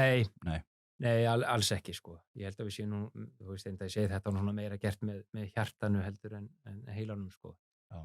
Þannig að þetta hefur verið skemmtilegt ferðalag, en þú veist, eins og ég horfum bara á Vice sko, þú veist, þetta er orðið í dag náttúrulega fyrirtæki með 180 manns velt upp á 4,5 milljarð, þú veist, tækifærin þar og Vice Fish sko versus hótelbransi sko, þú veist, þetta er bara svo allt þessu hlutföllum sko. Gjör ólíkt. Já, þannig, þú veist, ef maður horfum þetta bara pjúr út frá business, þá náttúrulega ætti ég að vera eða 95% tímanum mínum bara í þau verkefni sko. Já. Og líka sama með Nespresso, okkur gekk það vel á Íslandi að við erum búin að taka við í Finnlandi núna líka. Já. Sem er kannski aðeins brot af því sem ég tala um í byrjun að vera bara á Íslandi, en ég er bara svo hrifinn af þessari afurð að við erum búin að opna núna sem sagt 6 búðir í Finnlandi, við erum ánum umboðsaðili Nespresso þar líka. Já. Og erum að byggja það fyrirtæki upp og það tekur náttúrulega á eins og allt annað. Hvað er það stór markar í Finnlandi samborið við eins og Ísland? Og þannig að það sem var svo merkilegt við það er að í Finnlandi búa náttúrulega tæplega 4 milljónir manns móti 400.000 hér. Já. En við seljum í dag, eða þeir áður við tókum við, og það er eiginlega sama, jafn mörg hylki í Finnlandi. Þannig að við sá náttúrulega að við myndum ná sömu hlutvöldum hér, þá ættum við geta tífaldað markaðin sko. En bara með því að bæta aðeins við okkur, þá ættum við geta 2-3-faldað mjög fljótlega sko. Já, við sáum tækifæri þar. Já, alveg gífurlegt tækifæri, bara í því að horfa bara náttúrulega á hvað við höfum gert hér og hvað hægt er að gera úti sko. Já. Finnar drekkar náttúrulega gífurlega mikið kaffi, en þeir eru ennþá í þessu filterkaffi sko. Já. Sem er náttúrulega, þú veist, þú horfur á magnið af kaffi í einu hylki versus út að hella upp á kaffi sko.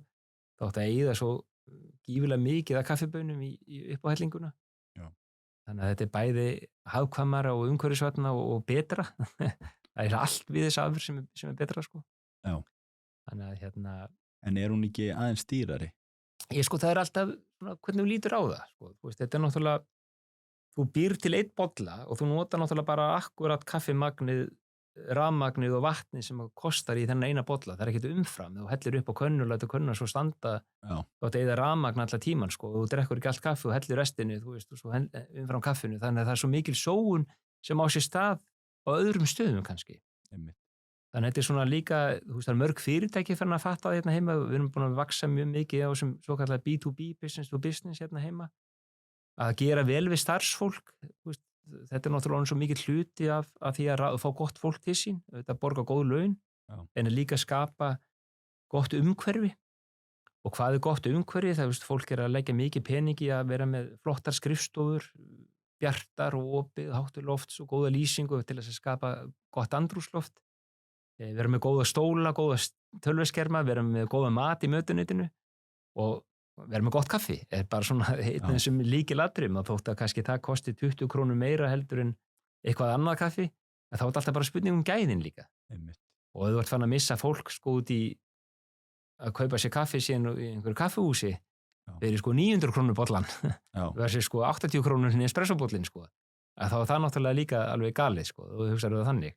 Einmitt. Og ef fólk fer úr vinnu til þess að ná sér í kaffi frekar en að sitja í vinnunni sko, þá hvað heldur það kosti atvinnurekandan sko, þannig að maður þarf svona kannski að horfa aðeins lengra heldur en bara, þú veist, einingu per einingu sko. Einmitt.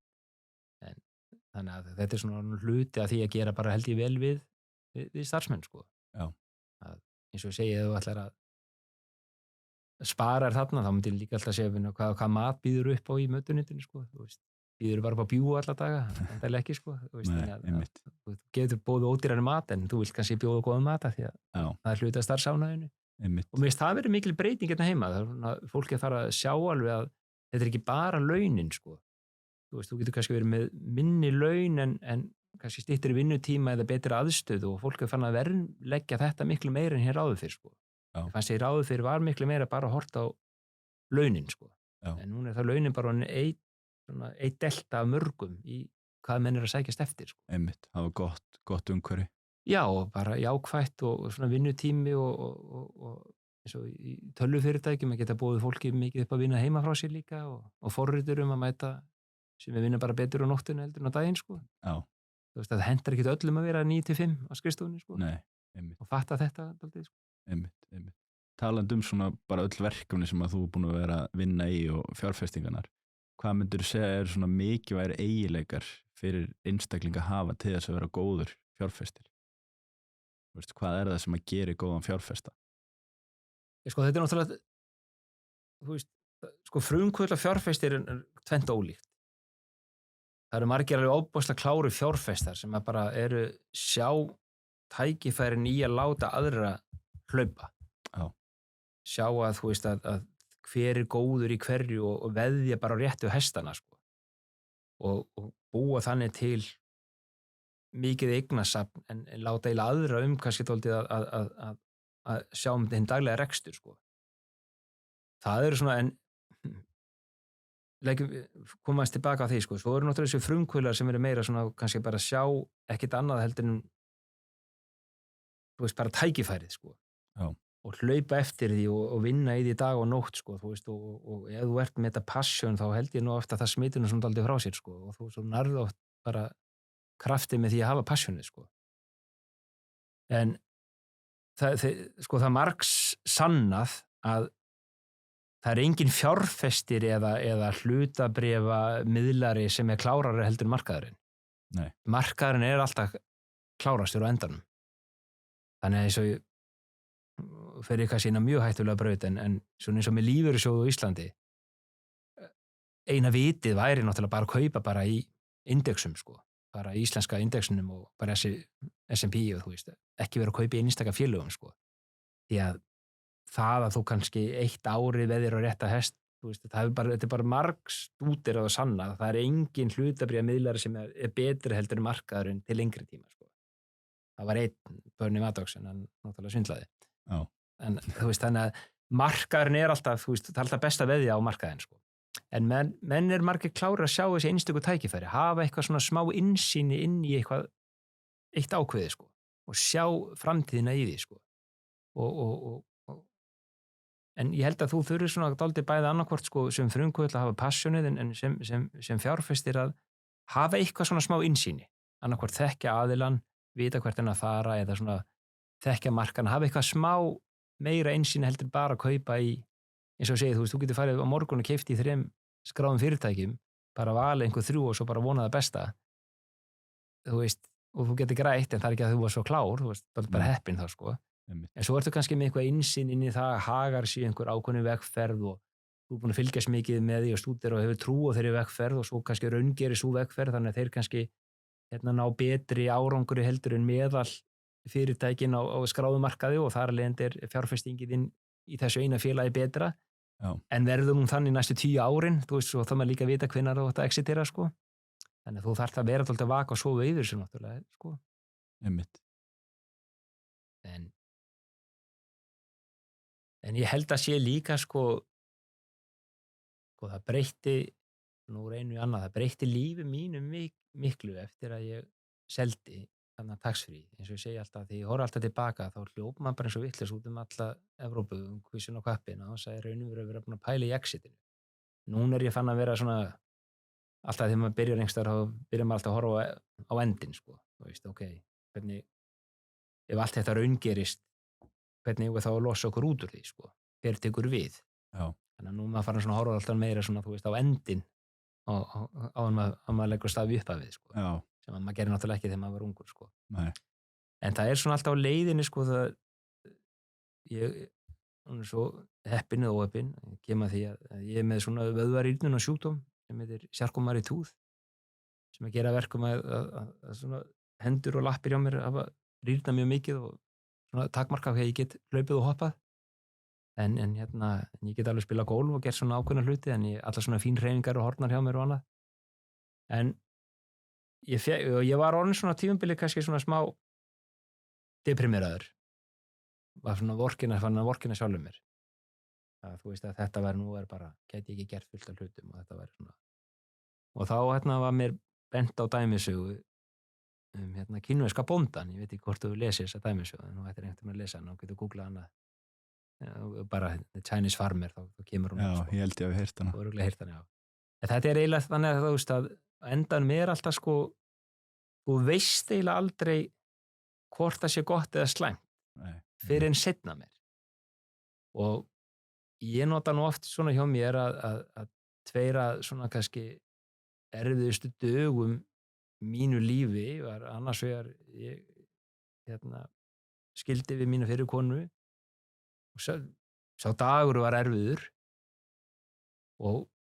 en leiddi eitthvað góðs fyrir okkur bæði held ég, við bara okkur vegnaðum bæði vel í okkar lífi og við kynntust nýjum mögum og þannig að eins og maður sé alltaf að setja good thing og setja bad thing sko. Já. Á þeim tímapunkti fannst maður náttúrulega bara heimurinn hruninn en svo var nú bara eitthvað gott úr því og þegar ég var rekinn hjá Global Blue þegar maður alltaf kom heim og bara þá fannst mér bara heimurinn vera ónýtur ég vissi ekki hvað myndi mig verða en sem var til þess að ég stofnaði mitt eigið fyrirtæki og í dag held ég sé svo miklu lukkulegri að hafa farið þá leiðina sem ég hefði örugglega ekki farið hefði ég ekki, þú veist, fengið sparkið í rassinn sko.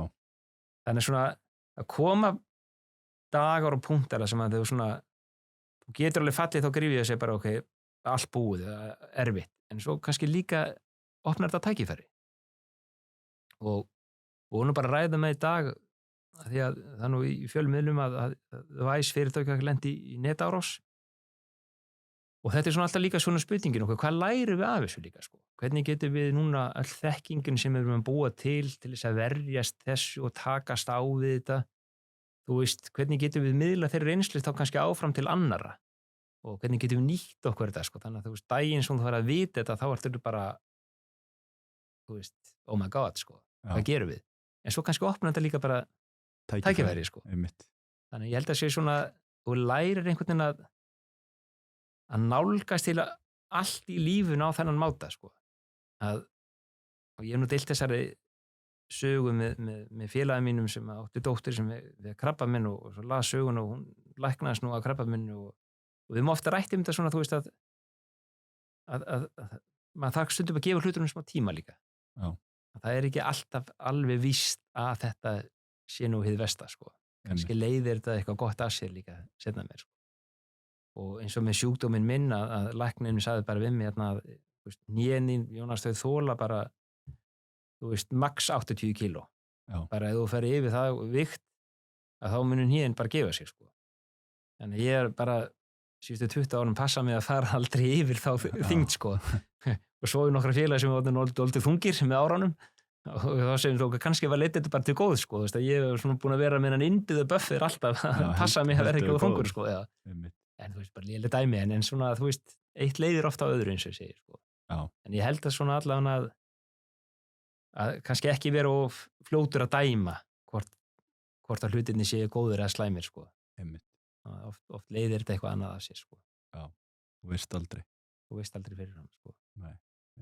En hvað myndur þú segja að væri svona algengustu mistökin sem svona nýjir aðalar eða nýjir fjárfestar gera? Þú talaður áðan að sko það náttúrulega, þú veist, auðvitað mestu mistökin náttúrulega menn hlaupa oft og hratt og sérstaklega það mestu mistökin aðalmynd sem myndi alltaf vara við, það menn kannski ekki búin að hugsa alveg til enda, þú veist, hvernig ætlar síðan að, þú veist, hvað ætlar bara að reka þetta forever, þú veist, og bara vonandi borgar einhvern arð af þessu eða ætlar einhvern tímann að selja þetta og þú ætlar að selja þetta, hver þá líklega kaupandi og af hverju ætti hann að kaupa, þú veist, ef þú ert búin að mjólka allt út úr hlutnum, þá náttúrulega kannski erfitt fyrir einhvern næsta að taka við því og fara að búa til eitthvað, þú veist, ef þú kaupir einhvern hlut þá viltu mann til einhver fyrirtæki sérstaklega geta búið þá til eitthvað meira úr því, sko, til þess að ávaxta þína fjárfestingu.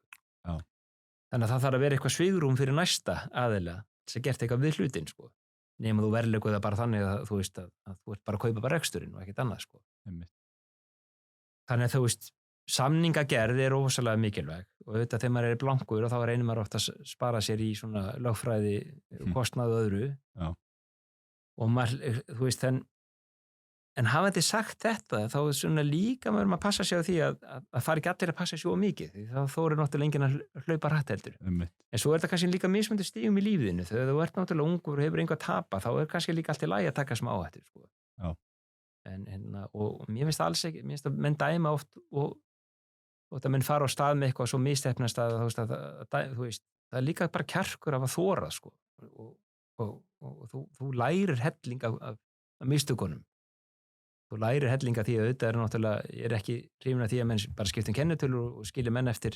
Þú veist, ég hef til dæmis, mér stoltur af því sjálfur að hafa aldrei lokað neinni kennitölu.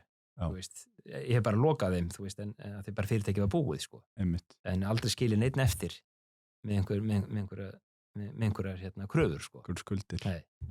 Það hefur svona verið alltaf svona mikill metnaður hjá mér, sko. En nei, þannig svona kannski að hugsa samt gefa sér stundu svona tíma til að hugsa hvert ætla eiginlega með þetta. Hugsa strategíun og plani svolítið vel í gegn. Já, það er svona þú veist, það er svo mörg svona, þú veist, maður tekur eins og núna í Íslandi náttúrulega rosalega mikil umræði með Evrópusambandið, þú veist, eigum við verið inn í Evrópusambandinu, ekki verið inn í Evrópusambandinu, komin í stjórn og allt það. Og þú veist, þá maður líka svona hugsa, hvernig var þetta til? Þú veist, þetta var náttúrulega til bara með stál og kóla innan sambandið Þýskalands, Frakklands og Ítalíu, þú veist, til þess að binda einhver viðskipta sambandi sem þriggja ríkja svo þau myndir nú hætta að vera í stríði hvort annað sko. Og svo hugmyndafræði var náttúrulega frábær og markmiðinu hefur verið náð, þú veist, það hefur ekki verið stríði í Evrópu síðan að Evrópusambandið var stofnað, þú veist, innan vestræna Evrópu sko.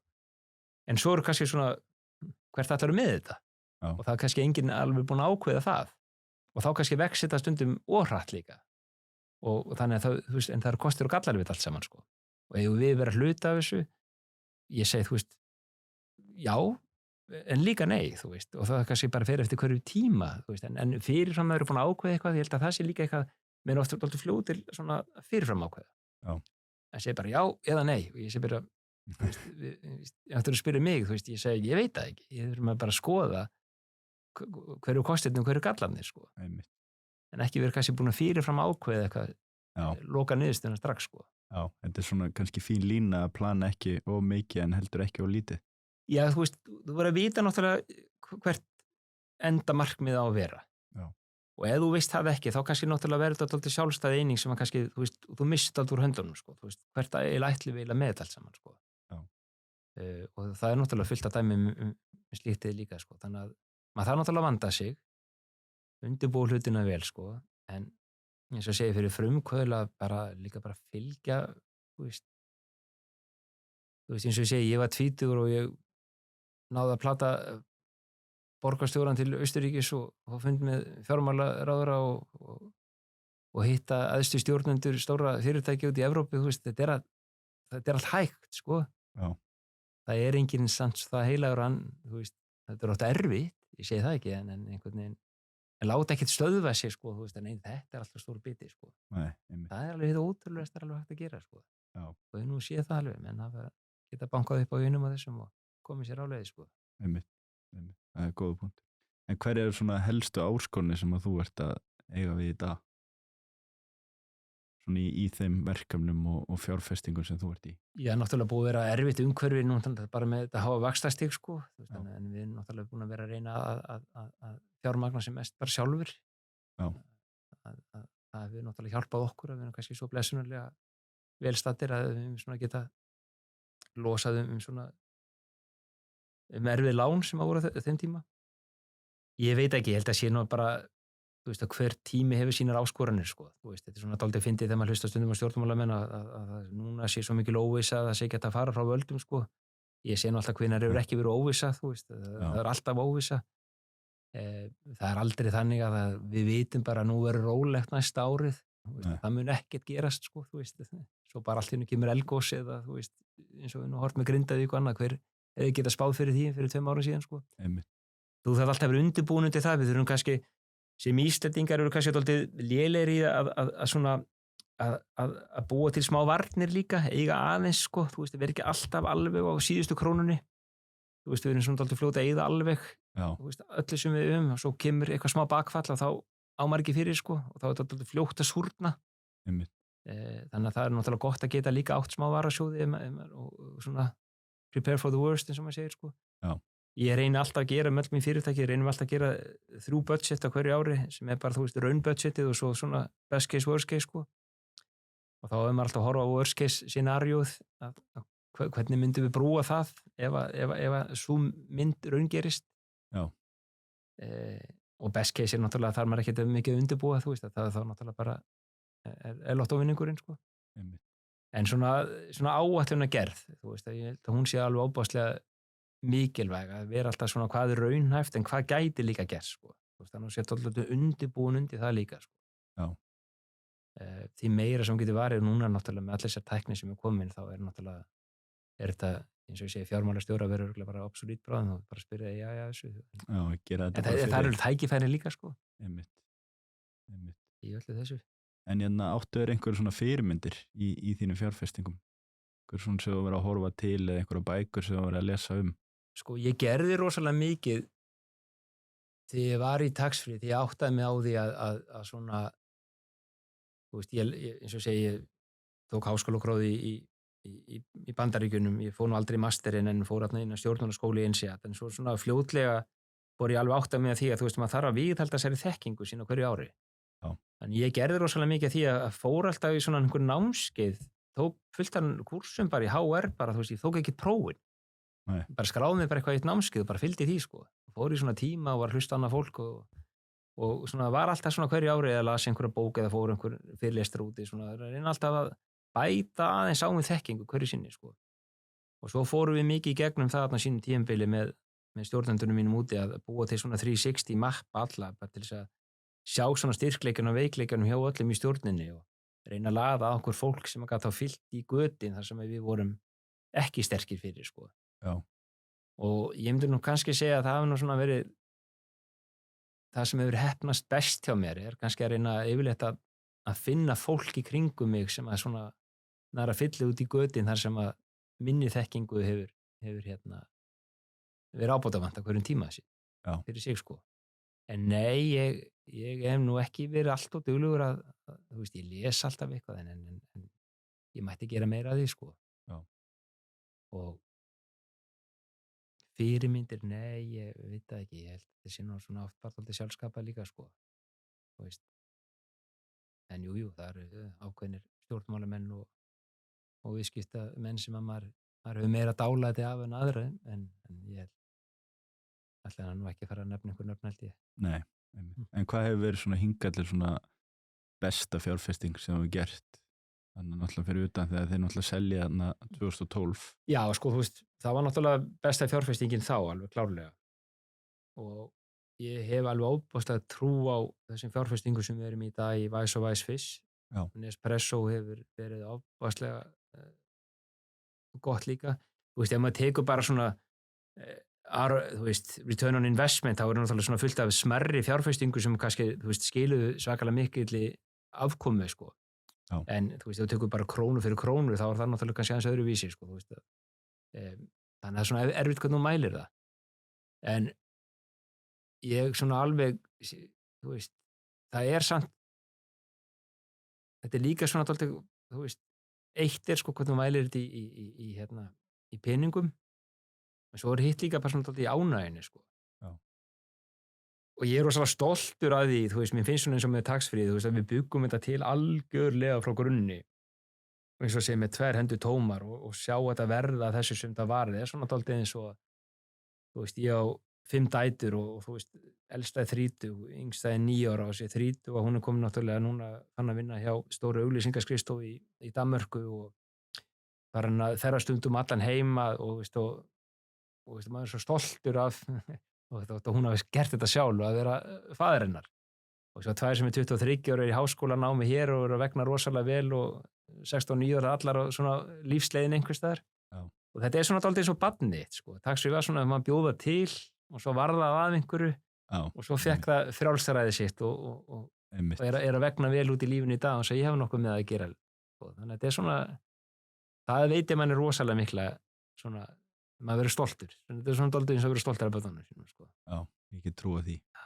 En hvað myndir þú ráðleggja einhvern sem er kannski að hlusta á þetta viðtal núna og langar að vera fjárfestir í framtíðinni? Hver væri svona fyrstu skrefin? Já, það er eins og ég segi, sko, ég ger alltaf mun á því eins og við tölum áðan, fjárfestir og frumkvöðul, sko. Já, Ef þið langar að fara á stað og búa til þitt eigið, sko, fyrirtæki, þá þarftu samt svona, og ég held að sé ekki kannski beinlínis leiðin að sitja heima og sér, já, býtu, hvað get ég eiginlega gert, sko? Ég held ekki. Það er svona eins og þú myndir sitja heima og sko, hvað er eiginlega, í hvað íþrótt gæti ég kannski væri best fyrir með að vera atvinnmaður í, sko. Þú veist, þetta virkar ekki þannig, sko. nei, Þú ert bara út í fótbolta og verður fótboltastrákur eða þú ert út á golfvelli og verður golfari, þú veist, ég held að það sé fáir sem að sitja heima á sér og svona strategist hugsa, sko, já, þú veist, það er kannski mestu líkurnar ef við núna tennis að þá get ég grætt mikið á því, sko. Ég já, held að þetta virki ekki svoleiðis, sko. nei, Þetta kemur svona dálítið bara að innan frá þér, þú veist, ef þú ert með svona frumkvöðla hvatina, þú veist, að þú sérð einhverja sýn og þú ert bara forrita og sitir bara í bílskútum, þú veist, dögum og klukkutímum saman og ert að búa til eitthvað sem þú sem mikla trú á. já, Þú veist, það leiðir af sér þá frekar, sko, kannski fjárhagslegt success seinna meir. Ég held að þeir sem hugsa of mikið, hvernig þeir ætla að vera ríkir, að það tekst ekki, held ég. Þú veist, ég veit ekki hvernig ég orða það nákvæmlega, sko. Ég held að, þú veist, þetta er svona, þú veist, hvað leiðir af, þú veist, ætlar bara að búa til eitthvað til þess að vera ríkur eða ætlar að búa til eitthvað að þú trú á því. Já. Og svo kannski verður ríkur að því líka, sko. En þú getur líka orðið ríkur, sko, bara á ánægjunni og passjónni og þú veist, það eru sumir sem eru bara kannski bara að fljúga þyrlum hérna alla daga og kannski græði ekkert mikið á þeim, en þetta er bara að elska að vakna á hverjum morgni og fljúga þyrlunum sínu, sko, eins og margir gerir bara í fótbolta, sko. já, Þeir bara elska bara að spila fótbolta og eru kannski meira að hugsa um það heldur en endilega að vera ríkir að því, sko. já, En þetta er svona, maður er alltaf að passa upp á, þú veist, og situr ekki bara heima hjá þér svona, þú veist, ég ætla að verða frumkvöðull, ég held að annarkvort ertu það verða ekki, sko. já, getur ekki forsa. Nei, meni, ég lærði á orgel í 7 ári, ég kann að spila 1 lag, sko, þú veist, það hefði aldrei virkað fyrir mig, sko. Svo eru aðrir sem að bara pikka upp gítar og geta að spila hvað sem er, þeir hafa bara þetta talent í sér, sko. Já, þetta eðli. Já, Já. tengdasonur minn, hann er trommari hérna í Kalíó og veist, að horfa hann á tónleikum og sjá passjónið, þú veist, og ég spyr hann stundum, hvernig getur þú gert þetta, spila hérna 100 tónleika á einu ári, þú veist, flóið út allan heim að spila sama lagið aftur og aftur, en, þú veist, en þetta er bara hans passjón. Já, Og þessi, ég meina, hvernig getur þú verið að færa bókald 300 daga á ári, sko, þú veist, maður svona fyrir að fatta það, sko, þetta er hans passjón, sko, einmitt. og þegar hann situr og gleymir hann sér að tromma þarna fullu, þá, þú veist, er hann ekkert að hugsa endilega sko, hvað eru margir eitthvað að græða á þessu, heldur bara bara í mómentinu einhvern veginn, sko. Já, Og þannig skapast þetta og verður til að einhver. einmitt, einmitt. En, jú, þú veist, minna, fyrir þú ætlar að vera klár fjárfestir, ég minna, ég sé alltaf fyrst og fremst, þetta er náttúrulega bara öll fyrirtækir og fólk, þannig að þetta er eiginlega að vera klár í að fatta, þú veist, þetta er bara svo vel upp að hesta, hverjir eru hvaða fólk þú vilt veðja á, sko. Og, Já. þú veist, og afurðin náttúrulega skapast af fólkinu, en þetta náttúrulega hvert fyrirtæki bara sama safna fullt af einstaklingum, sko. Einmitt. Svona kannski dálítið að átta sig á því. Já.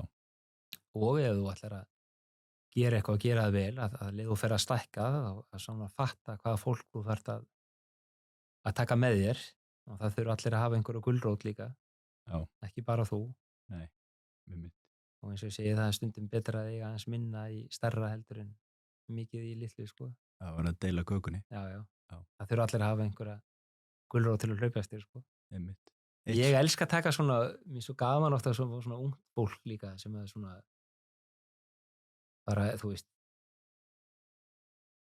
marga sem við höfum ráðið í vinnu sem kannski voru bara í sínu fyrsta verkefni, en maður sá bara svona á því passjónið, sko. Já. Og stundum tókst það ekki, þú veist, ég ekki segja að það tókst alltaf, sko, en svo gaman að fá líka reynslu bolta inn, sko, en svona samblanda þessu tvennu. Einmitt. Ég er rosa gaman að kynnast ungu fólki sem einhvern veginn að fann að nýta sér tæknina og sjá svona allt aðra sýn heldur en ég sé, sko, þú veist. Já. Það er rosalega gaman. Einmitt. Hvað myndirðu svona segjandi þetta, hvað myndirðu segja það sem er svona, hvaðan kemur drifkrafturinn hjá þér í þeim verkefni sem að þú ert í og tekur þau fyrir hendur? Það er bara þetta að búa til eitthvað. Já. Ég held að þetta sé ekkert öðruvísi, sko, heldur en með listamenn, sko, sem að, þú veist, vakna á mótnana mála, þeir alltaf skapa eitthvað, sko. Eða músíkantar, þú veist, að stofna fyrirtæki bara, það er kannski bara svona mitt passion, sko. Þannig ég held að þetta sé alltaf, þú veist, mér sköpun bara ofboðslega heillandi. Og ég ger ekkert mikið munur á því, sko, þú veist, að skapa, búa til málverk eða borð eða fyrirtæki, þetta er allt svona dálítið bara sköpun, sko. Mismunandi hæfileikar, eins og ég segi, ég geta ekki fyrir mitt litla líf, sko, samið einustu nótu eða málað eitt einasta málverk, sko, og ég dáist af fólki sem getur gert þetta, þessar hluti, sko. Og maður sér svona passionið hjá mörgum hvernig það er, sko. Já. En þannig að þetta er svona að sjá eitthvað verða til, einhverja hugmynd, sjá eitthvað hvernig getur betur bætt eitthvað eða gert hlutina auðveldari eða tækifærið í því að gera hlutina svona, já, einfalda fyrir notendan og umhverfisvænna eða þú veist, eitthvað sem að bætir líðan eða bara bottom line-ið. Já, einmitt. Að sjá eitthvað, þú veist, verða til, raungerast og stækka og aðrir fá áhuga á því, og mér finnst það svona eiginlega það sem er, ég held að þetta sé bara eins og með hvað annað sem býr til eitthvað, sko. Já.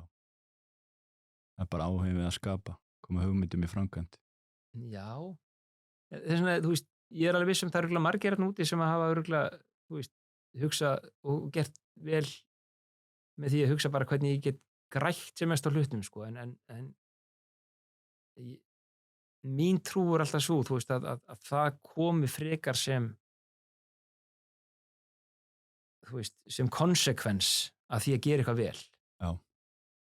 Þú veist, að með því að gera eitthvað vel, að þá skapast áhugi og þá skapast tækifæri og þá skapast velta og þá skapast kannski arður í lokin, sko.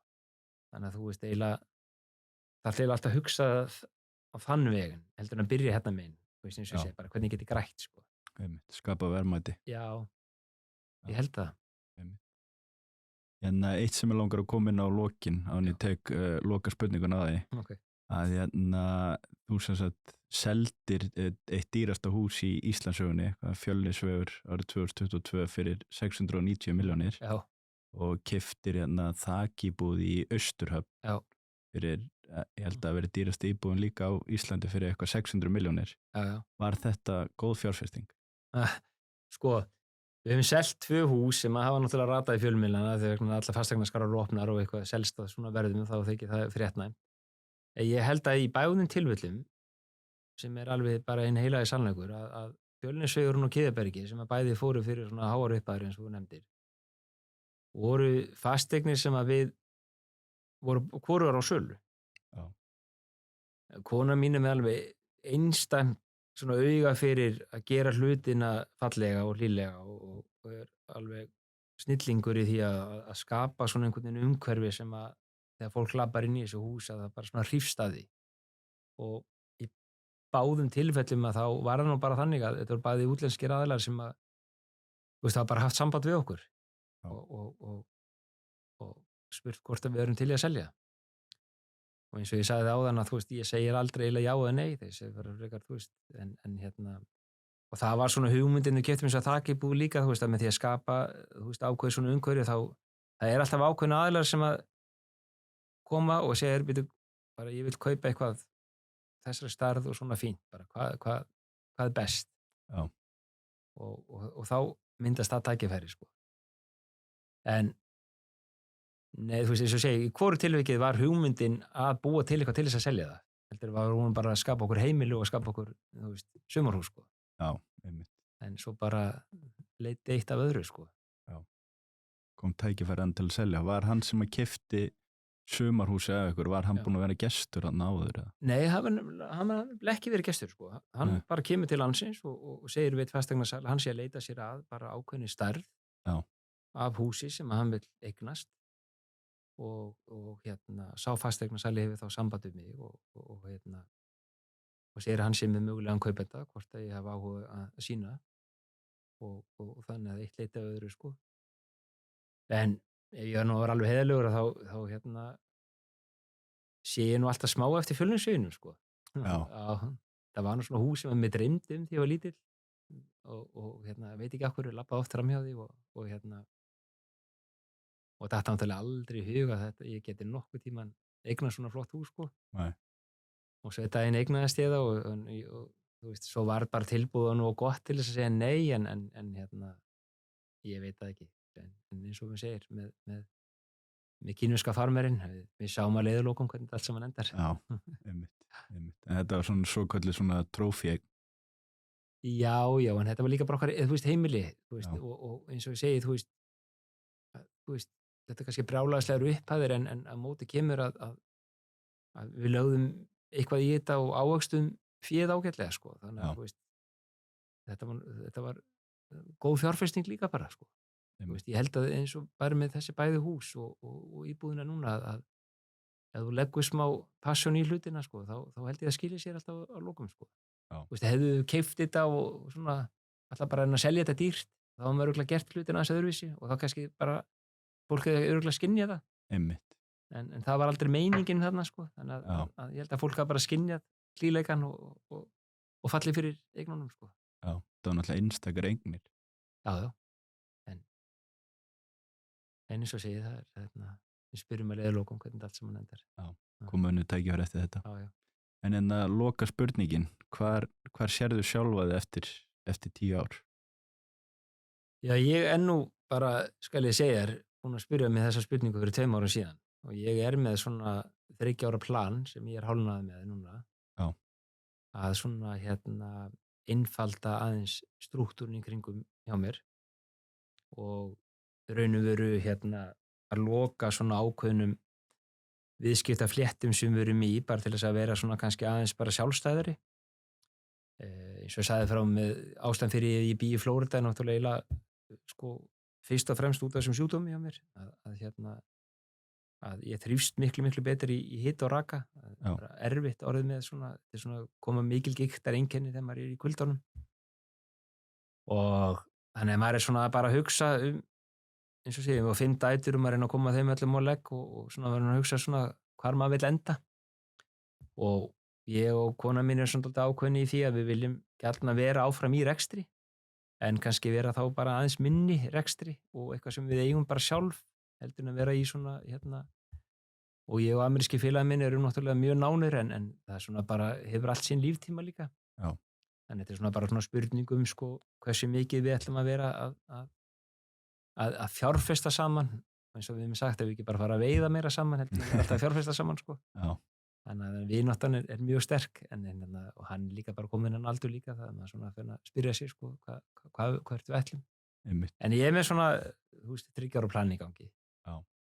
Þannig að ég veit ekki alveg hvað ég ætla að vera eftir 10 ára en ég veit nokkuð hvað ég ætla að vera eftir 3 ára. Eftir 3 ára, já, það er mjög gott. Þá tekur næsti kafli við.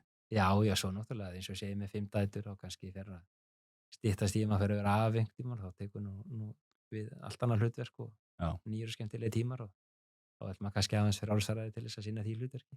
Ég er alltaf alveg fann að laka til þótt að ég sé nú ekki að óska eftir þessu alveg strax að ég á nú eina 9 ára sem ég nú ennþá alveg sko. Já. en þetta verður bara gaman þegar það þykir mér. Heyrðu, glæsilegt, þá held ég að við séum bara góður, bara takk aðeinslega fyrir að gefa þér tíma og setjast þennan niður með mér í þetta spjall. Já, gaman að prófa þetta, ég hef ekki farið í svona podcast á það, en það er bara skemmtilegt. Og gaman að heyra söguna hér og vonandi bara einhver hlustandi getur lært af. Já, ég vona ekki búin að fæla á marga frá. Heyrðu, glæsilegt, takk fyrir. Takk sömuleiðis. Takk fyrir að hlusta á þennan þátt af Íslenska draumnum. Sjáðu til þess að þú missir ekki á næstu þáttum og farið inn á íslenskidraumurinn.is og skráðu á póstlistan hjá okkur. Við sendum tilkynningu leið og næsti þáttur fer í loftið.